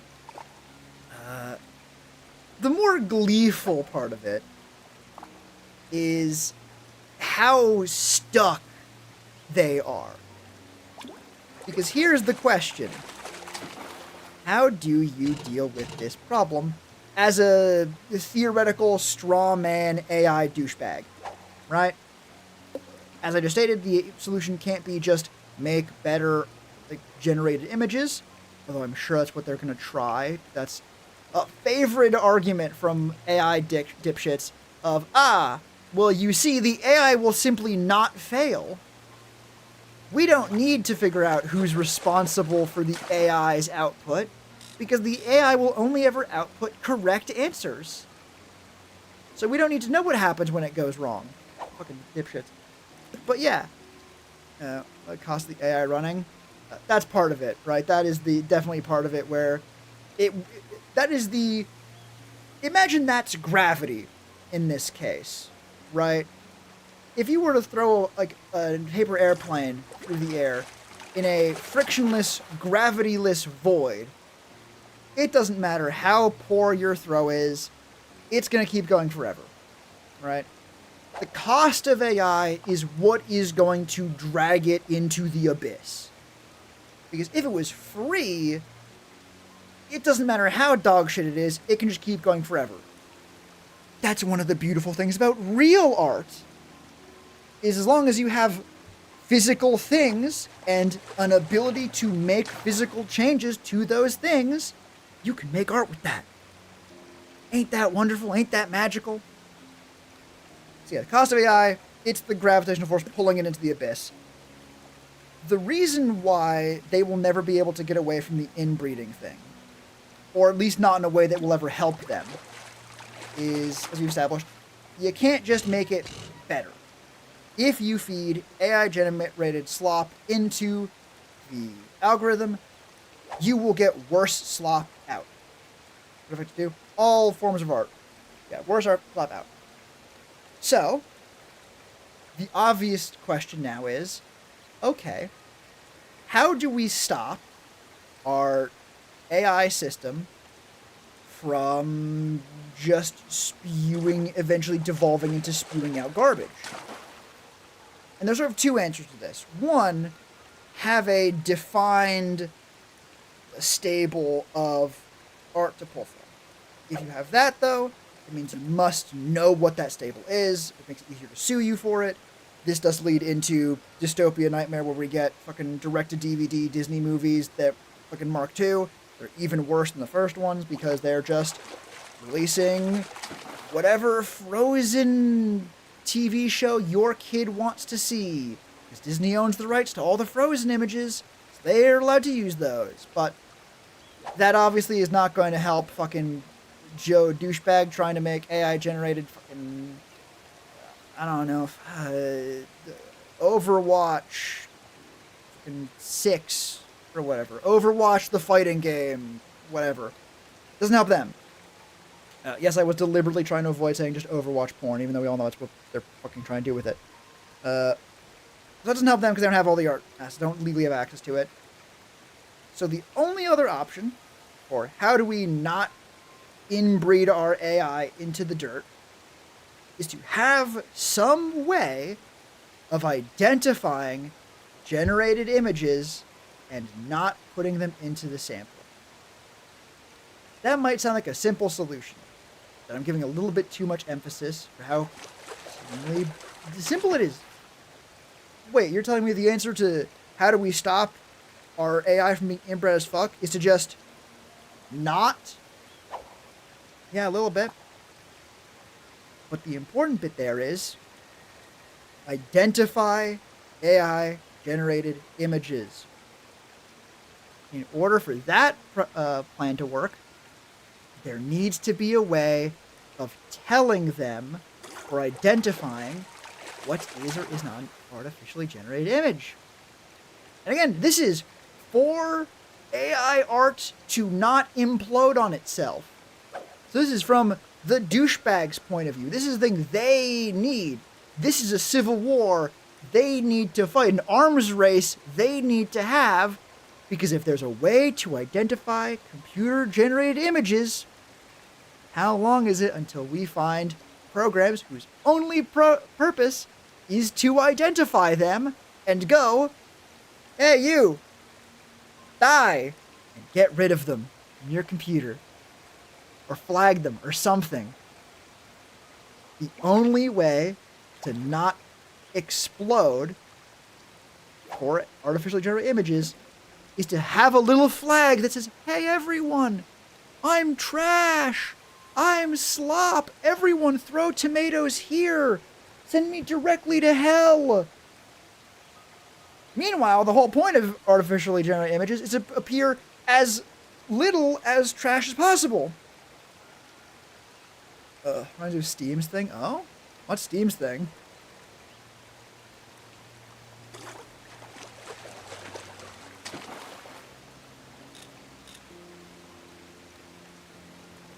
I want Steam to drop the "this is AI generated" tag. Fuck off. I shouldn't be surprised that fucking Epic Games is the pathetic one and doing the pathetic thing. But God, the fact that it's not even trying to have, like, the dignity at this point.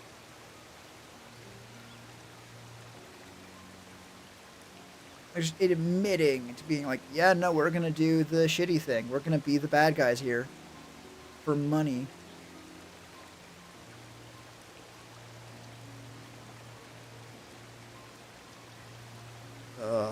I'm assuming Steam's response to that was, how about you go kick sand?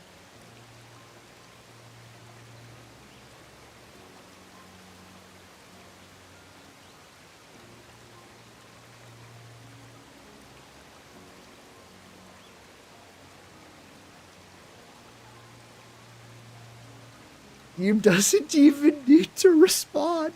I mean, you're not wrong, but oh my God, that's just a mean way to put it.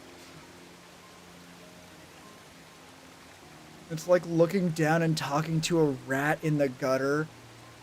No, not even. At least the rat is supposed to be in the gutter, right? Like, it lives there for totally understandable reasons. It is a rat, right? You draw comparisons to that because people should not be eating raw sewage out of the gutter, right? More specifically, people should not be, or big corporations should not be, actively chugging sewage from a drain pipe and shouting at people who try and tell them that it's unhealthy or unsanitary or just kind of fucking gross, right? Like, there's a difference between seeing a raccoon going through your garbage and someone shouting till they're red in the face about how the FDA needs to stop this oppression of sewage drinking by labeling their raw sewage as unsafe food. All they want to do is feed people raw sewage. And how dare someone else point at them and say that's raw sewage? They should be allowed to hide the fact they're feeding people raw sewage, right?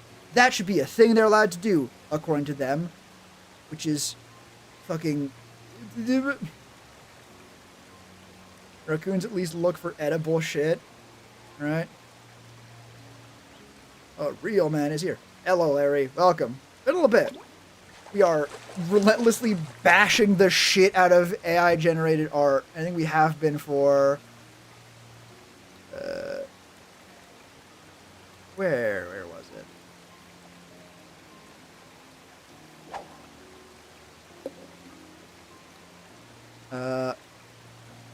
Only like 20 minutes. We've covered a lot of ground in 20 minutes. You should know drivers, I know mistakes. What's yours? There. I mean, my stake is, I mean, for one thing, I do make art. Oh, AI art is killing itself. Yeah, we just covered that. Oh, it's so good to hear. Especially the fact they have to fucking out themselves as AI slop in order to not fucking nuke themselves. At which point, we just nuke them for them. Nuke them for them. Yeah, whatever. We're gonna. Yeah. Like. Oh.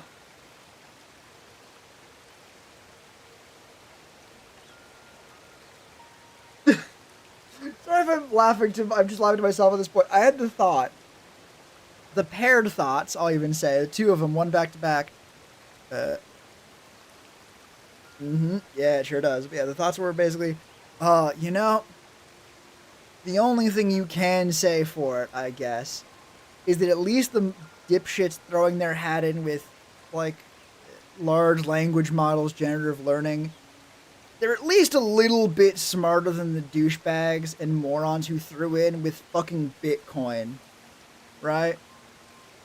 Which was immediately followed up by, yeah, it's a more reasonable proposition than the fucking blockchain was. It is also more immediately unethical, somehow. 2000, that's treason. I've half thought I would thin ice. Well, yeah, well, you see, I'm the one who makes the rules, so I don't have to give a shit. Like, yeah, the fact that at least, and this is gonna sound fucking insane, let's be clear, this is fucking thin praise. The thinnest possible, right? This is looking at someone at their funeral and going, well, at least they're dead. Basically. That is as much praise as being thrown here. But, at least with shit like Bitcoin and crypto, that was just a scam that was stealing people's money, not in a traditional way, not in a classical, respectable way, but it was still just stealing money, right? With large language models like machine learning, generative AI, that is a bullshit thing that is bad and no one likes it and it's being shoved everywhere. And it is just, it, as a baseline to function, requires mass theft. Respectable, in quote. Yeah. Like, that is how respectable we're like, yeah, well, you know, you can say with Bitcoin, at least it was just a fucking scam. I'm an AI artist. Don't steal my prompt. Oh, I have not seen anyone go that low yet, but I am assuming it's only a matter of time. Alright. Oh. Honestly, I don't even think AI quote-unquote artists think that far ahead. Because that would require them understanding that... if someone was able to understand that concept fully and internalize it, that if this works, if the AI actually does what it's supposed to, which is, you know, horribly steal art and make being an artist an unfeasible thing, what part do I play in this other than the prompt, right? I think they do, maybe they do think like, oh no, they don't say, don't steal my prompt, because they don't view it as that easy a thing to steal. If they could process how trivial a role the quote-unquote artiste plays in the generation process, which, as I mentioned before, we got here, Larry, is the point of generative images, to have the human element have as small a portion of the responsibility as possible. If they could process that and understand it, they would not have gotten to this point of supporting it and backing it and thinking it will be the next big thing. Because they have no place there. Right?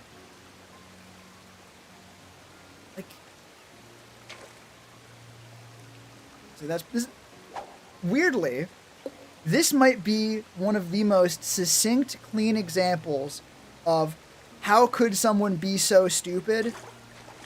Well, why can't I convince someone of this seemingly obvious thing? Because it's obvious. If they were able to be convinced that easily, they already would have. They would have figured this out by themselves at this point, right?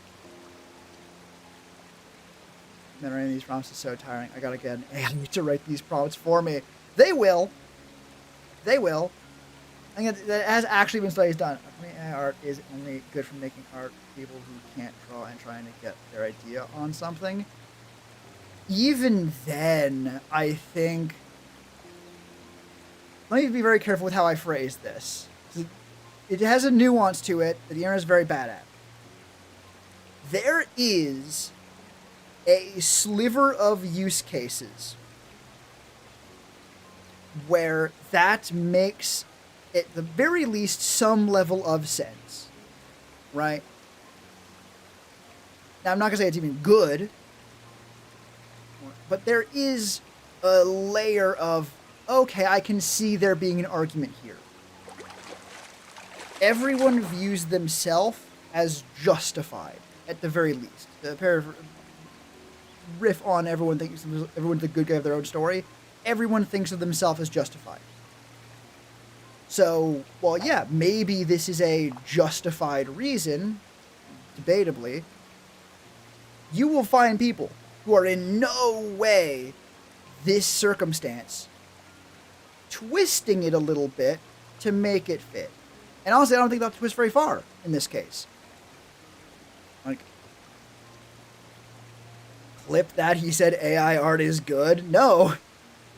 I think the most generous one was there is a possible slim margin where it is debatable that it is even here justified, but at least there is some argument that could be made, right?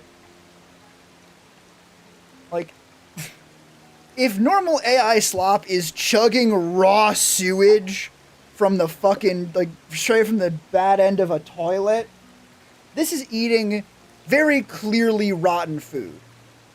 But you sliced off the rotten bits of it, and you smelled it, and it's like, oh, it smells like stale, but like, it's probably okay. The answer is probably still no, it's not.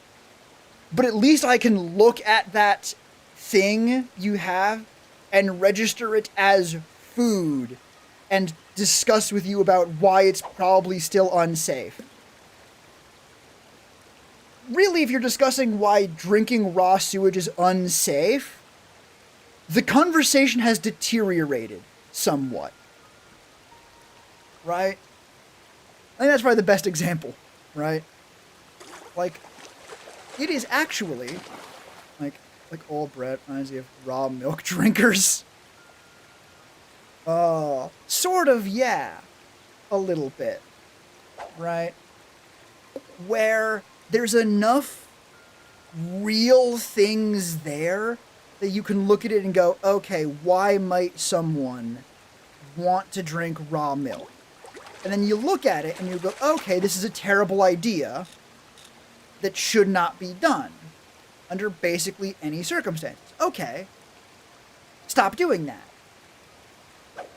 If you look at someone chugging, it's a good example, so raw sewage,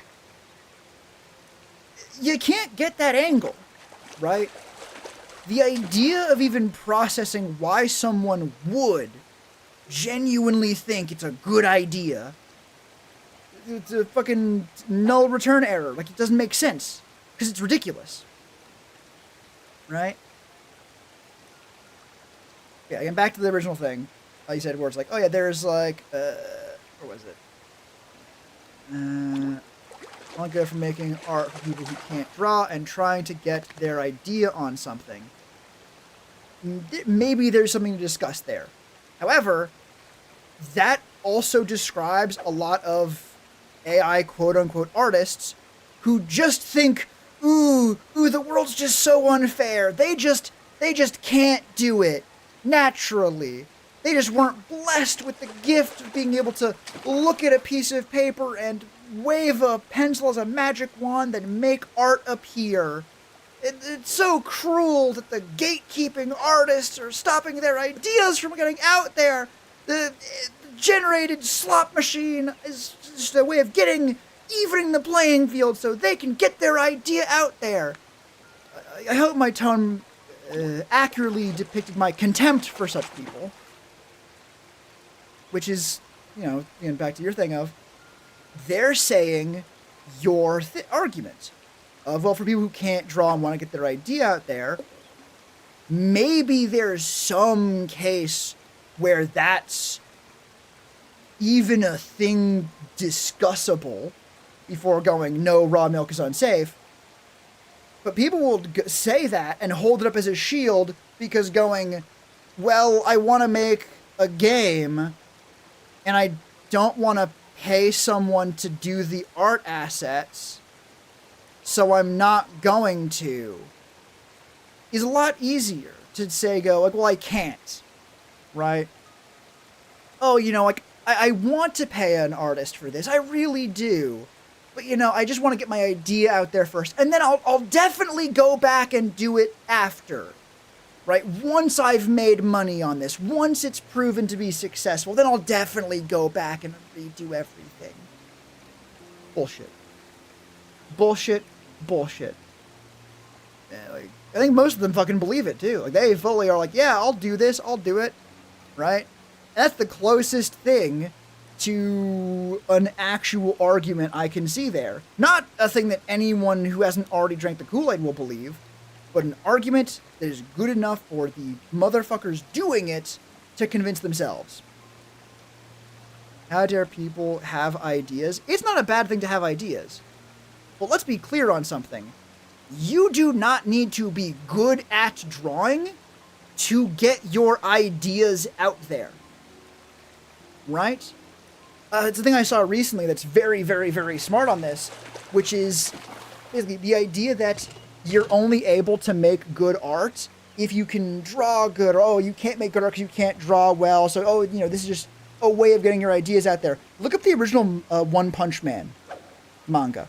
Fuck that. I will do that for us. Original. That's my fucking laptop keyboard, not my desktop. Original. Okay, there's no way.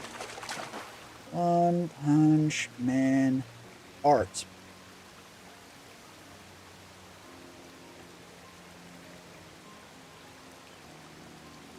Here we go.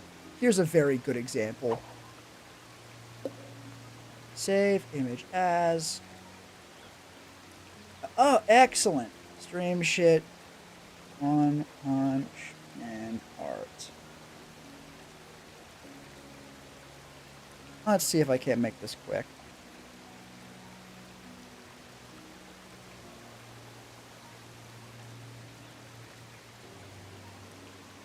Brilliant. They say, oh, how dare people have ideas? This is, by no exaggeration, the original art behind One Punch Man. I think season 1 was contender for Anime of the Year.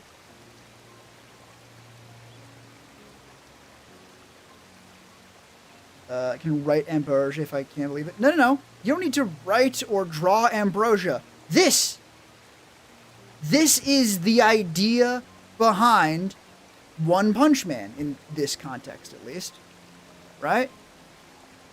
Some guy had an idea for a cool manga, drew this, and people saw it and went, damn, that is a cool idea for a manga. And eventually gave him enough money to do it that he got to redo the whole thing with beautiful art, have an anime that, at least for the first season, has top of the line, and from what I heard, the later seasons were just okay. And then, Mob Psycho 100 was a passion project, pretty much. Right?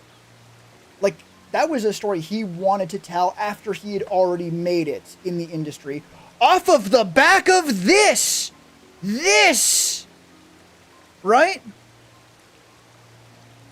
You do not need to draw perfectly to have ideas and to get those ideas out there.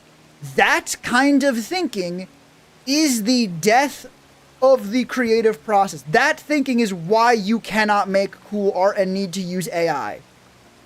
Not being able to draw this is why. Not because you can't physically draw, not a matter of skill, but emotionally you cannot bring yourself to draw that and put it out there and go, this is my art. What do you think? Right? Let me see. What did I say? I got fucking... At one point, our style got way worse. This artist... Fair enough. First season was done by a legend, then it got passed to another studio. It lost its spark, and the third season was mainly a company now, but people working on it. Anyway, it doesn't really matter. That's all. Once you've had, like, oh no, this anime of the year contender fell off, at that point it's like, oh cool, so you made an anime of the year contender? To say that's not count, doesn't count as fucking art. Having ideas can be, like, that's it, right? That should be the spark that gets you to pursue making stuff, right? To try and make it real. Or to try and just get it out of your head so you can show people, right? And well, yeah, you can say, oh, well, this is the specific use case. You can say the exact same thing for all the motherfuckers who are like, well, yeah, but I want to make my idea real, and I just can't get it done myself, and this is helping me. And their ideas make lots of money by selling art, right? Or their idea, maybe it is an art idea they think is really cool. Like, the fucking the chainsaw, dude, legally distinct. It's a placeholder. A placeholder, genuine idea here. Oh, like, why are you so national? Like, oh, because I think it'd be really successful. We talked about fucking entrepreneurs earlier. That's the same idea of like, oh, well, I really want to like pursue this thing. It's my dream. It's like, oh, why is it your dream? It'll be really successful, I think. Right? This is why I said like, oh yeah, no, even the most discussable points for generative AI are almost certainly, or at least probably, bubkiss. They're not true. Because you can draw pretty shitty art, and someone else who is willing and does not approach you with high school bully energy, right? Anyone who has evolved past the point of being a 14-year-old with something to prove by being mean on purpose can look at that and go, well, yeah, it's not very good artistically speaking, but the idea is good, right? That's it. That is it. If your brilliant concept needs a certain level of execution to be considered to like work, it is one of a couple things. One, you are lying to yourself, right? And your idea is not revolutionary. I suppose that might be just the overarching thing. Let's start from the simpler ones. One, your idea is, hey, what if really high production value? And art, like generative AI is not going to be able to do that. Your idea, your revolutionary concept that's going to shake the world is, hey, what if the art was really, really good? I go, hey, Doc, all right, thanks for stopping by, Larry. Honestly, it was good to have you around. I really sauced the conversation, genuinely. I mean, take this personally. I'll take care of Tegan next time. I'll take yourself out there, etc., etc. That's the thing, like, yeah. The idea is, what if it was, what if we had a fight show and the fights were really cool, right? Maybe that would work great. Maybe you can even describe that in a way. No, we'll come back to that idea. Shaman, if you're still around, remind me to come back to that idea of maybe you can describe it ... That's important. But yeah, it's just what if high production value? Artificial intelligence is not going to do that for you. So you're excellent. Or maybe your idea, like, really is, if you don't think that having your art out there in a shitty, early one-piece form will make your art not work, the idea cannot stand up on its own. That is the fucking sentence right there, right? If your idea needs a certain level of execution to exist, to stand up, to have other people look at it and get the idea, people who want to engage with the idea and want to understand, we'll say, if the idea needs like a certain level of execution, it fundamentally cannot stand up on its own, right? It needs to be bolstered by the execution. If you think it needs to look a certain level of pretty, then it can't, right? I've already know everyone's interested in seeing it. Yeah! Hell yeah! That's another whole thing I've seen more than once, is being interested in seeing other people's art, in no small part because it is someone else's art and someone else made it, and going, oh shit, yeah, I want to see that. I want to see what you've been up to. That sounds cool, right? Which is like that's a human connection. That's incredibly, like, we're a fucking pack species, right?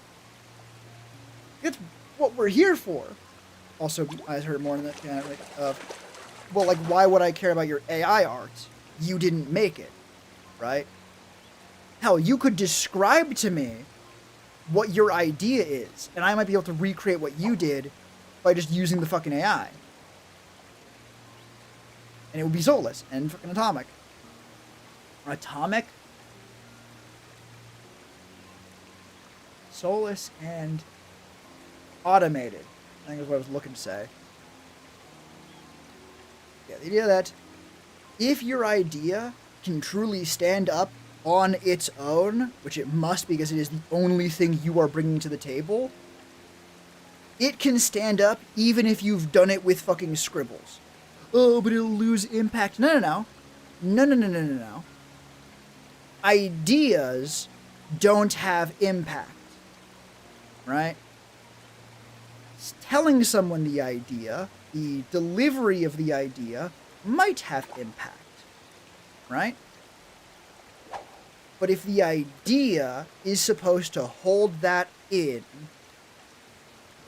you should be able to elevator pitch it, or at least describe it in words, right?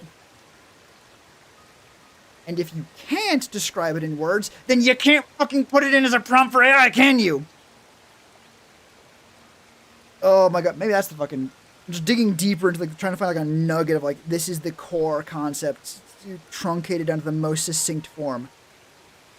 If you cannot describe the idea in, like, a sentence, you cannot give it to AI as a prompt, can you? That's fucking it! Oh my god! If your idea was good enough to stand up on its own, you would not need the AI in the first place, because the AI needs you to tell it the idea. It needs you to describe the idea in order to produce anything. Even the sloppiest slop you can imagine needs to fucking have some you need to tell it to do it. Right? If you can tell the AI what your idea is, you can tell it to a person. And if the person doesn't think it's that good, or if other people don't think your idea is as good as you think it is, the AI is not going to make it better. It's not going to prove them wrong. It is just going to provide it a certain level of execution. The idea has failed to hit the mark. Right?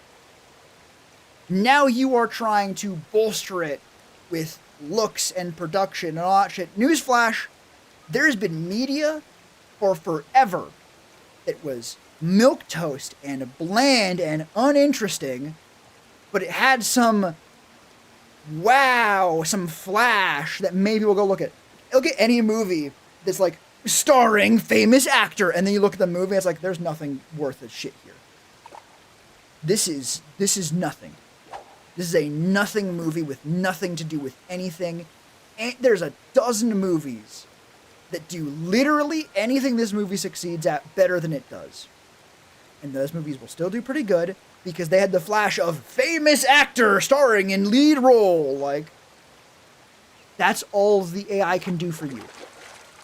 Is either it takes an idea you do not need AI for and make people go, that's AI, and think it needs AI to function, because it probably does, or take an idea that cannot stand up on its own and provide enough flash to fucking like convince people it might not be shit.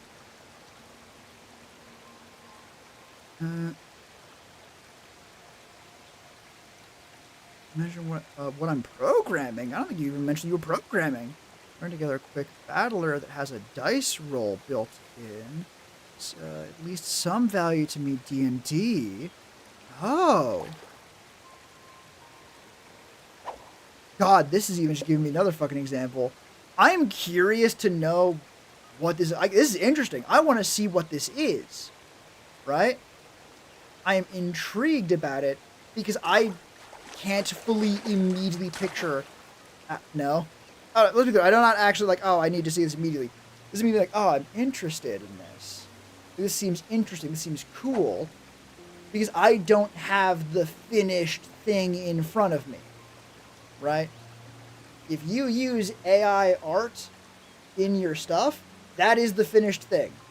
As far as me and most people are concerned, that is the thing. Right? You'd be like, oh, you know, it's placeholder art. We don't fucking believe you. Right? If it was a rough sketch, we would believe you. Because it looks like art that you did quickly to get it done. AI art looks like AI art. It is as good as the AI could make it because the AI is just going to do it, right? Machines are very good at doing the numbers they're told to you, right? If you pull 2 plus 2 into a calculator, it will give you the same 4 every single fucking time, right? Not a placeholder 4, not a just for now 4. It will give you the 4 you're going to get.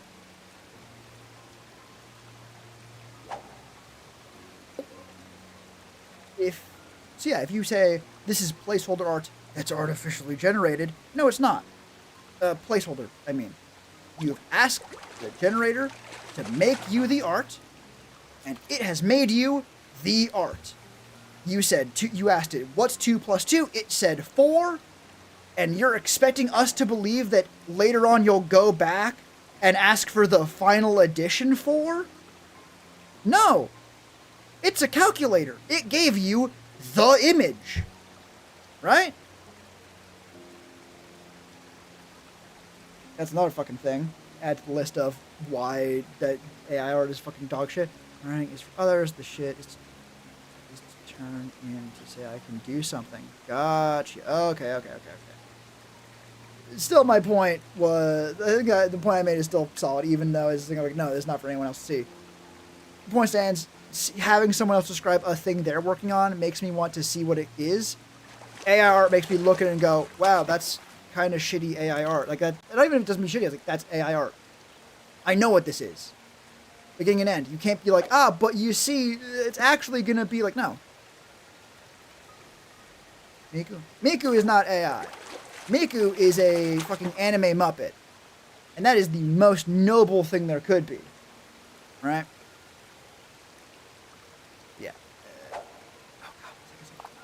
Circling back to that idea that I said, no, that doesn't work. If you can describe an idea good enough, right? But I sort of have gotten to the thing of, if you can describe an idea, AI generators only work with a prompt. Just tell the prompt to people. That's your idea, right? Like you've already got it. you don't need to be like, well, you know, I need to have it like made. That's like, okay, cool. So you don't want, like, you don't think this idea is actually good enough to stand on its own because you are now looking for something to bolster it with images. And you're hoping the images will sell the idea for you. Right? Because the images are what people are going to see first, not the idea, not the high concept. They're going to see the art first. Don't judge a book by its cover, but the cover is still what you see first. Right? Maybe share with friends and see how they can break it. Yeah, fair. That isn't what I was saying. You did say Miku. I don't know what else you could be saying with that. That could in any way be relevant. Doesn't matter. Yeah, the thing I was saying with, like, if you can describe it properly enough. Fun fact about deep Dr. Scuff lore coming to you now. One of my many doctorates is in design. Right? Specifically game design. And a lot of what game design is, to horribly oversimplify it, is writing out a blueprint or a recipe for making a game. It is going, okay, here's a game that I think should exist. Here is why I think it should exist, and here are some of the things you could have in the game. So you'd be like, you describe levels. If let's say you were a level designer, you would draw out the levels. You would draw out like where this would go, and you draw them out and say, okay, this is what we'll need for this. This is how this will work, right? And this could be as simple as like graph paper, drawing boxes. To go, okay, this is where this goes here. This is where that goes here. The kind of stuff that is so fundamental. If someone goes, well, yeah, but what if I can't do that? The answer is, well, then you can't make a fucking game now, can you? Right? If you're trying to say you want to make a fucking Mario level, and you cannot even pitch me the idea for a Mario level, no, you can't make a Mario level, right? You want to say you can, right? Yeah, I just mentioned her for fun. Oh, I know, that was also what I was saying. I did not say you were saying she was Miku necessarily. I was being like, Miku, robot, but not AI. Funny bit incoming. Hold on. Communication breakdown. That's how it works. Yeah, this is the thing. If your idea really is so good, the only way it is ever, and I mean ever, going to exist is if you can somehow, in some way, get it out of your head. Right? This goes beyond fucking, like, generated images. Until we get fucking brain scanning technology to just take it directly out of your head and put it into a computer, at some point you will need to tell the computer what to do. Right? And in order for it to be your idea, and not just an amalgamation of everyone else's ideas, you need to tell it quite specifically what to do. Guess what? If you describe in enough detail the game you want to make, why the fuck are you saying it's a prompt for generative AI? Motherfucker, that is a game design document. First step to making almost any game. Blueprint and recipe for video games as we know them. Right? Fucking good example. The Doom Bible. You know, the thing they used to make Doom? That's a GDD. Right? Like, you can make art by just describing an idea good enough. You don't... If you need artificially generated slop to sell your idea, you are not committed to your idea. Right? You're committed to an easy version of your idea. Right? Unity and block down, I can build you a level. Please build a palette first. I can use them, not paint them. Oh, got 100 on my palette. Man, that was good. HDM tray over shove a brand scan, right? Honestly, that idea of like, give me Unity and a block palette and I can build you a level is interesting. Like, not interesting like a bad way, but like a good like example case, like sort of pick at a little bit of like, yeah, no. Give me the software and the art to build you a level, and I will build you a level. Right? I was like, in this example, to be clear, this is a thing I did getting the doctorate, right? Getting a Unity file, getting a block palette, and being told, make a level. That's the thing we did. And there's so much here that you did not personally make, right? You have the programming question. Someone had to program that and make it specifically usable from someone who otherwise doesn't really know how to program. Someone had to draw the palette, all of the stuff, and animate it possibly, and make it all work together in this specific software. And now you, one more person down the line, have the job of taking those disparate bits and making them an actual game, right? We've been hyping up all, the artists who've made the thing and all the other programmers who made the thing, and they're very important in this. The actual idea portion, let's give it the respect it actually deserves. It is now your responsibility to take these tools that have already been made for you for this purpose and share your idea. To say, this is my idea, here you go, I will share it with you right now, I will make it, I have the tools, I have the program, it has been programmed for me, it has been drawn for me from other artists. It is my, the art could not exist in a practical way without the program. The program is a bare skeleton of back-end code and nonsense without the art to go over it, and now the shape, the form, what it will actually be, that now you will have to bestow upon it.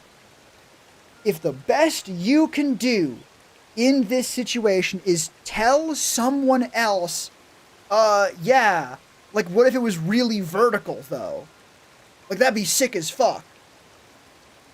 Why the fuck do you think you get a spot in that room?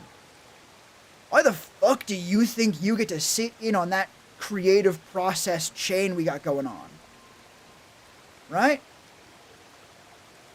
That was one of the first things. I believe it was in fucking orientation. It might have been in the fucking walk-in where you just see oh, what would this course be? What's the campus like? Ooh, they have a fucking fountain in the fucking cafeteria. That's so neat. That's so avant-garde. Like when you're thinking of going to that fucking school, they said, listen, to quote them verbatim, no one needs an idea guy.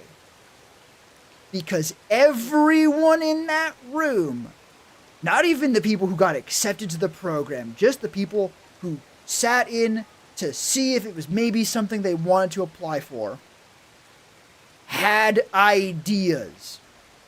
Many, many, many of them good ideas. If you can't even do the process of describing it to someone else so that they can make it properly, why the fuck should anyone care? Right? Oh, no. Here's a web page. The website can't use it. Well, he's asking web pages are the devil.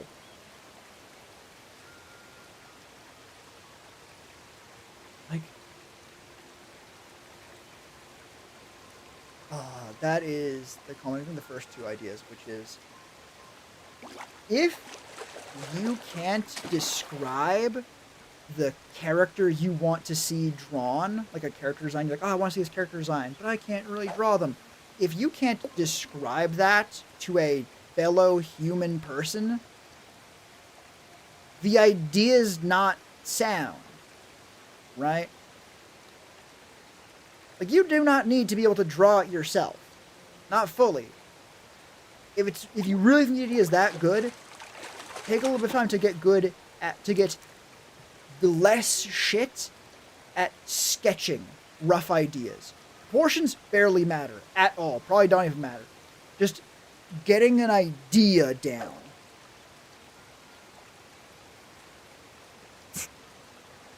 Right?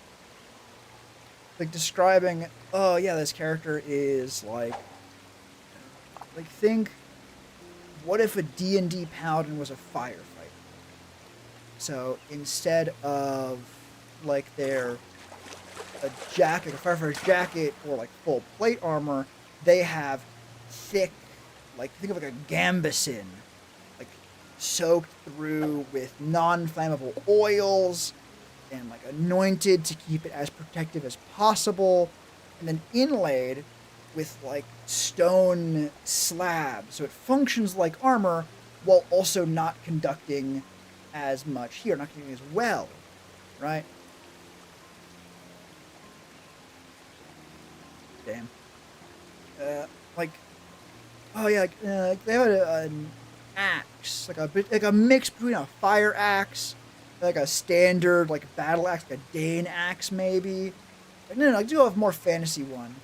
And for a helmet, obviously you just take the standard firefighter helmet with the big flat shield, or the visor, and make it out of metal, right? This is literally just fucking off the dome describing this character, right? And if you are commissioning art of this from an actual artist, they would be able to draw it for you. And this idea, let's say this is the idea, right? Paladin firefighter will go down as the artistic idea of the fucking century. MCU, dog shit. All anime and manga to ever exist ever, not even worth mentioning compared to Paladin firefighter, right? I mean, shit, I can fucking describe the idea to you in 2 words. Paladin firefighter. And then we can extrapolate out from there. All generative AI does is let motherfuckers without 2 brain cells to rub together to think, what if Paladin was a firefighter? And put 0 more effort into it than that. Just a spur-of-the-moment thought. And they have a fucking yes-man machine to just spit something out for them. And because they seem to be happy with the slop they get, they're like, wow, that's awesome. It's a paladin that's also a firefighter. Holy shit, this idea fucks. And that's it. That's all the idea ever is. Right? And because that's what they think it is, like, oh, this is great. My idea is so good. It's like, no, it wasn't. It was literally 2 words. That was Dungeons and Dragons class, real world profession that's very similar to that Dungeons and Dragons class as far as real world parallels go. It's a cool idea. It's a great idea even. A lot of stories are based off of otherwise pretty simple concepts. But because they have not done the work to actually think about the idea and actually create the idea, they just think, this is awesome. If only people understood how good my idea actually was. For example, if you go to a commissioned artist and say, hey, can you draw me a paladin firefighter? 99% of the idea process is not coming from you. It is coming from the artist you're commissioning. They need to decide, what should the helmet look like? What weapon should they use? Should it probably be an axe, like a fire axe, but how far do you go in either direction? What do they use for armor? Is it magically enchanted to be fire resistant? Is it more mundane? All of these are ideas that need to be thought of before firefighter paladin actually exists as more than just a blurb, right? All of those things need to be thought of before it goes from an idea to a design. This is why no one needs an idea guide. Because if your idea is really so thorough and thought out, it is not an idea anymore. It is a design. Even if it's written out, even if it is only in writing and bullet points, if you think about it enough and you write it down enough that you can hand it to 5 different commissioned artists and they will hand you 5 nearly the same art, that is a design at that point, not an idea. Oh my god, I'm fucking remembering that fucking... I need to remember this. I need to get this down immediately. Or you add notes, I incorporate. Right? At that point, now you're saying, yeah, it's commissioned artwork. You're saying, hello, commissioned artist. I have an idea that I would like to see exist. Can we make it exist? And they go, yes. This is the closest you can get to generative AI. And it also immediately highlights why generative AI is so fucking scummy. Go on to r/star... You know, I'm going to do it. r/starving artists. I must say I do not necessarily recommend doing this. This is not good. Paying an artist far lower than their work is worth is bad. Like, if you just go like, new from 4 hours ago, 4 hours ago, 5 hours ago. Holy shit, this is good.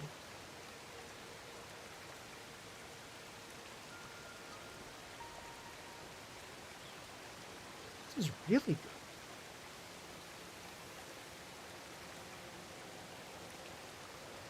good. That was for like cheap. And it was like a black and white drawing, no background, portrait for $60. I cannot express... You know what, fuck it. While we're talking about good art and artists, let me actually fucking push for this artist. If I can find... Oh, okay. r/starving artists. For reference, just for the sake of covering my own ass, this is a person I found on Reddit 5 seconds ago. Their art looks pretty, and they have a price sheet. It is Arvalil. God, it looks all one word. Oh no, how do I fucking pronounce her name? Arvalilith, we'll say.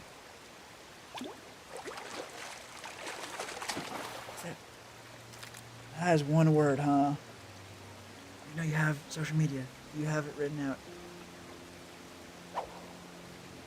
Arva Lilith. I guess there's a fine name. It feels hard to say in my mouth. Not at the top. I want new. Here we go.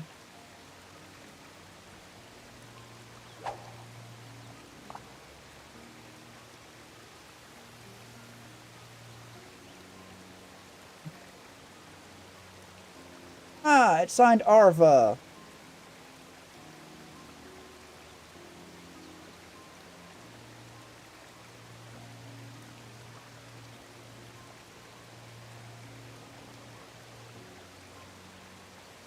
Alright, here we go. And I'm correct.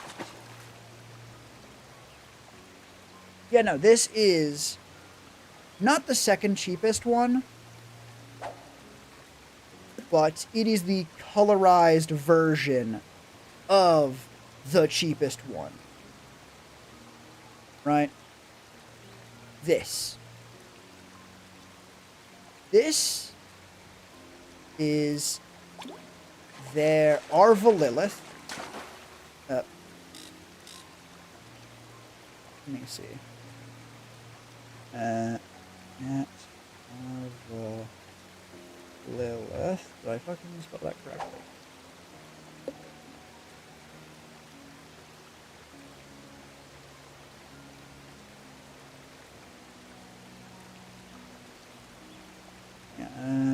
visible.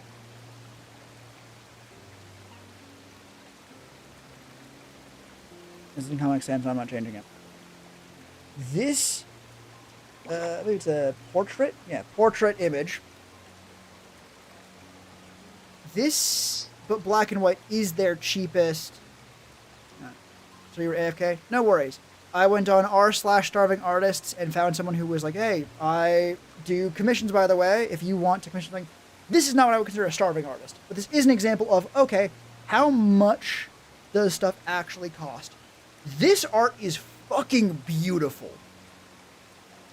Right? Like, let's be very clear on this. And it is not cheap. However, this portrait in black and white, so without color on this one, $60. This is fucking like, oh my god, you could easily have an image like this put up in like a VTuber background of a throne room as like in a like gold inlaid fucking portrait frame. Be like, yes, no, this is our great king. We had it commissioned by our grand artisans of the land to fucking... no, again, this is the colorized version. This is whole double. This is $120.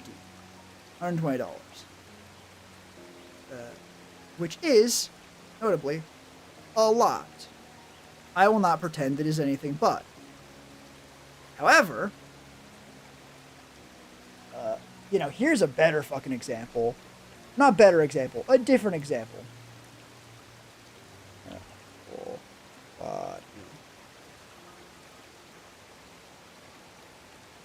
We go here.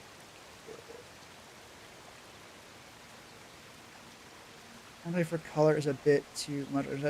It's not. Let's be clear. That is a fucking beautiful image. Right? Like, that is an image you can keep for forever, basically. Like, you do not need to replace that at any point. There is no upgrading there. That is gorgeous. This is their full body images. Just to give you an example of like how much you get, this, we'll say black and white again, because again, we're talking getting your idea down, right? This is $150 black and white. It's $280 in full color, but again, it's fucking gorgeous.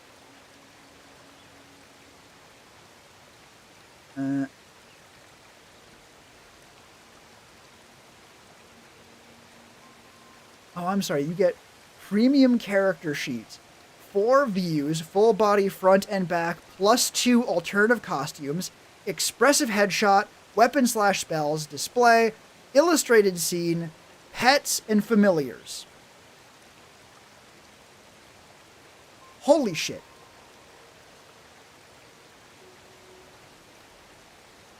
Do you have an example? Oh my god. Right. Like, this is...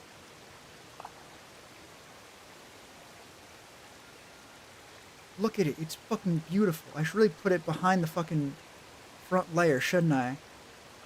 There we go. It didn't even fucking work. What? Oh no, I put it in front layer. Fuck. No. Shit. Hang on, we're experiencing technical fuck-ups. Oh no. Disappeared it, did it. Lock that for now.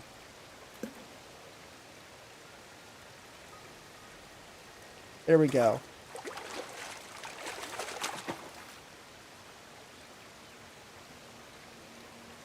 For clarification, these are the examples they give on their price sheet, which is why I don't feel necessarily bad about fucking taking it.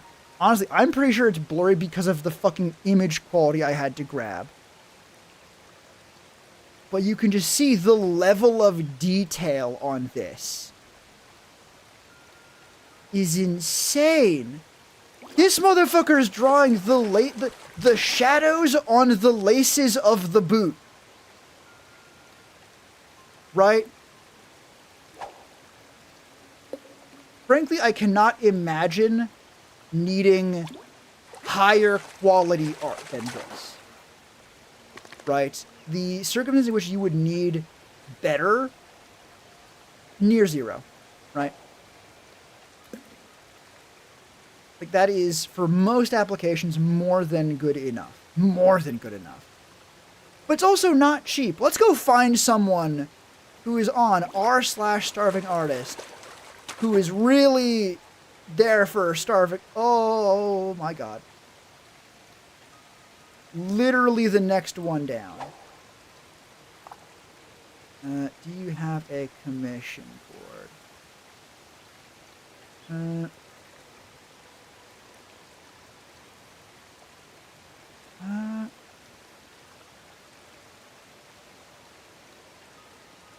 Commission form.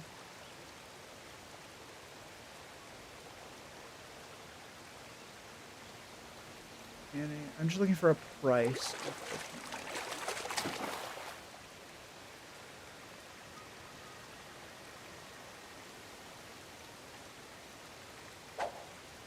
Here we go.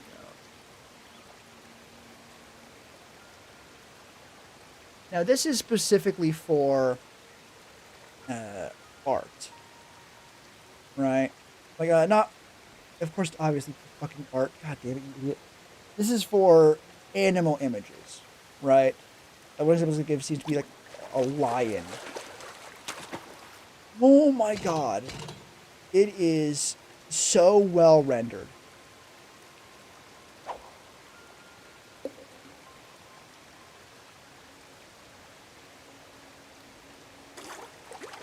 Why did I put this name in the thing?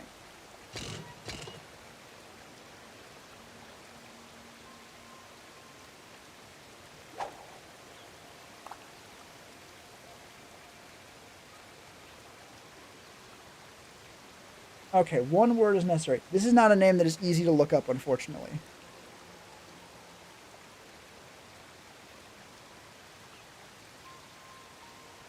Never imagined to draw like that, right? This is what takes a lot of work. That's very fair. But also you could. It just knows people don't because it takes a fuckload of work. And then you pay someone who can draw like that to do it for you.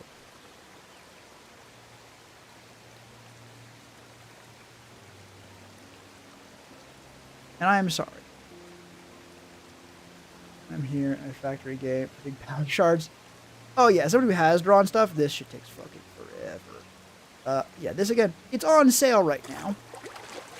But if you would look closely, you would notice that that is a fucking incredibly well rendered lion head for $25.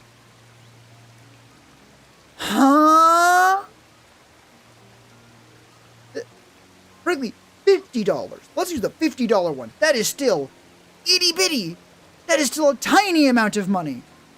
Remember what I said before we even started on this tangent? In fucking...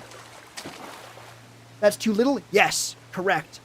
Remember that tangent I went off before we even started with r/starving artists? It is not good to pay artists too little.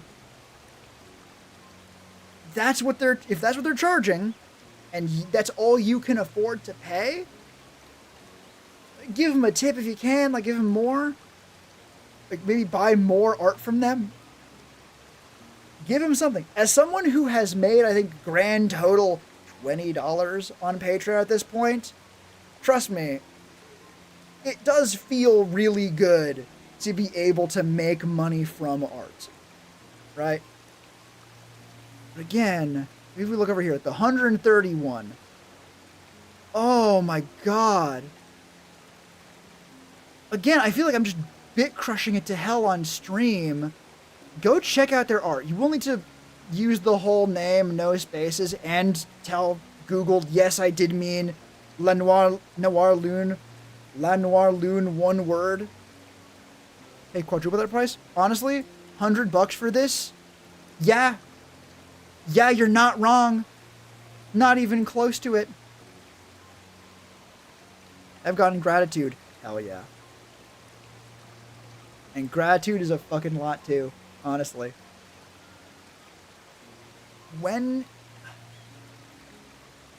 It's why artists will go online and post art like this for way too little money. Because you don't do it for the money. At least not at first. Maybe fair. It was a D&D campaign I was in, so I thought it was whatever. Honestly, making art for someone else for no money just because they want art, yeah, it's gratitude. It's nice. It's fun. It's cool to make something for someone else and have them appreciate it. Right?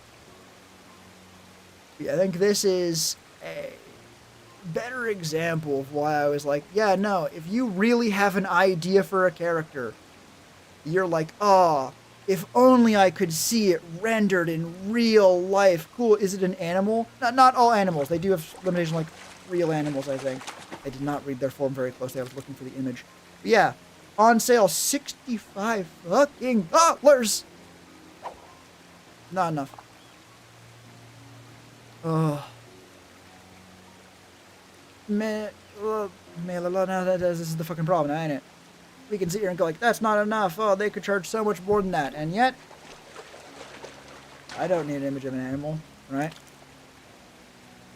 I'm not buying it. Okay, let's take away. If you have art you want to see made, right? If you have any amount of disposable income, truly, I do fucking mean sometimes any, go search online for art, for artists. Again, r/starving artists on Reddit. Again, it's not good to pay artists what you know is too little, but it's better than nothing, right? It is better for them than nothing, which should not be. I know there's motherfuckers who will say that and go like, well, you see, it's like gratitude. Insert Elon dickfuck just saying like, well, you see, we could have charged you $20, but now we're only charging you $8. Fuck that. I'm not a painter or drawer artist, right?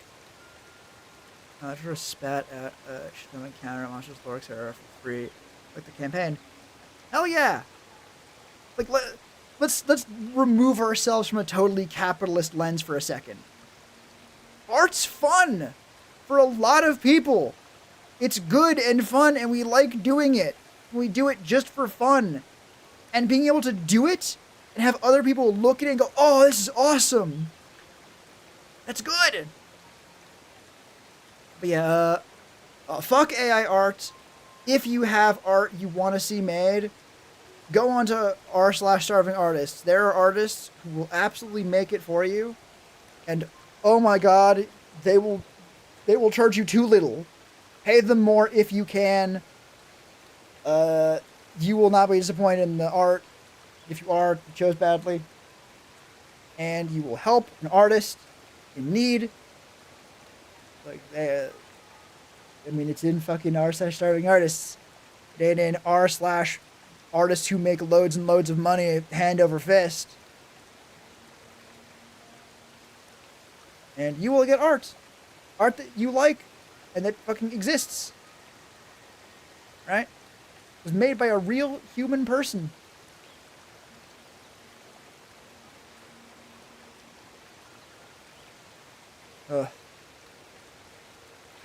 Yeah. Fuck AI art. Go support the fucking small artists online. You can find them. They make good stuff a lot of the time. Charge too little for it. Least you can do is actually fucking pay them.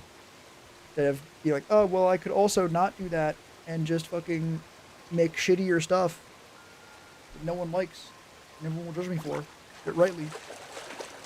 I keep repeating myself when really I should just fucking begin and end at fuck art. Support online artists. Buy digital art. You'll be better off for it and happier for it. It'll look better and you'll be happier. I said happier like 4 times. I'm tired.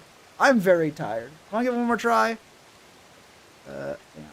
Lindsay Felix, have you heard of him? I have not. I'm very, very tired. I will look up Felix Conwave.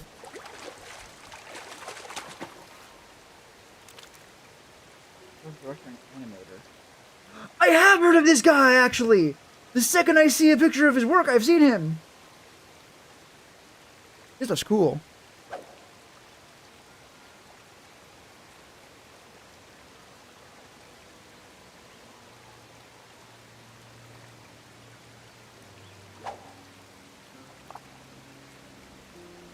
That's excellent.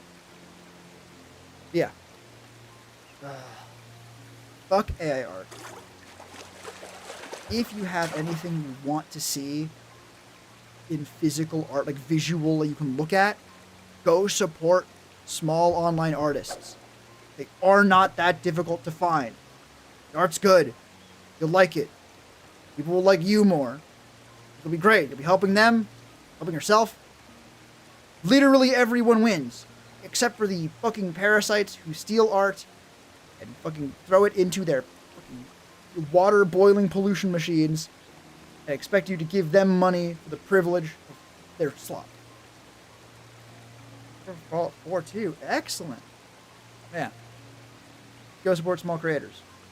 Not even like just me. Like I do fucking funny stream shit because I like doing funny stream shit. Like the people who do art and like actually commission it. Right? Then you can just tell them what you want to make. You can't tell me shit. I don't have to do anything. Yeah. Me a writer. If you want to like, there are absolutely people who do writing like online, like for a paycheck. Do commission writing. I don't know if I've never heard of that, but I'm sure it exists. What I've heard of is fucking fanfic authors who just have a Patreon and a popular story.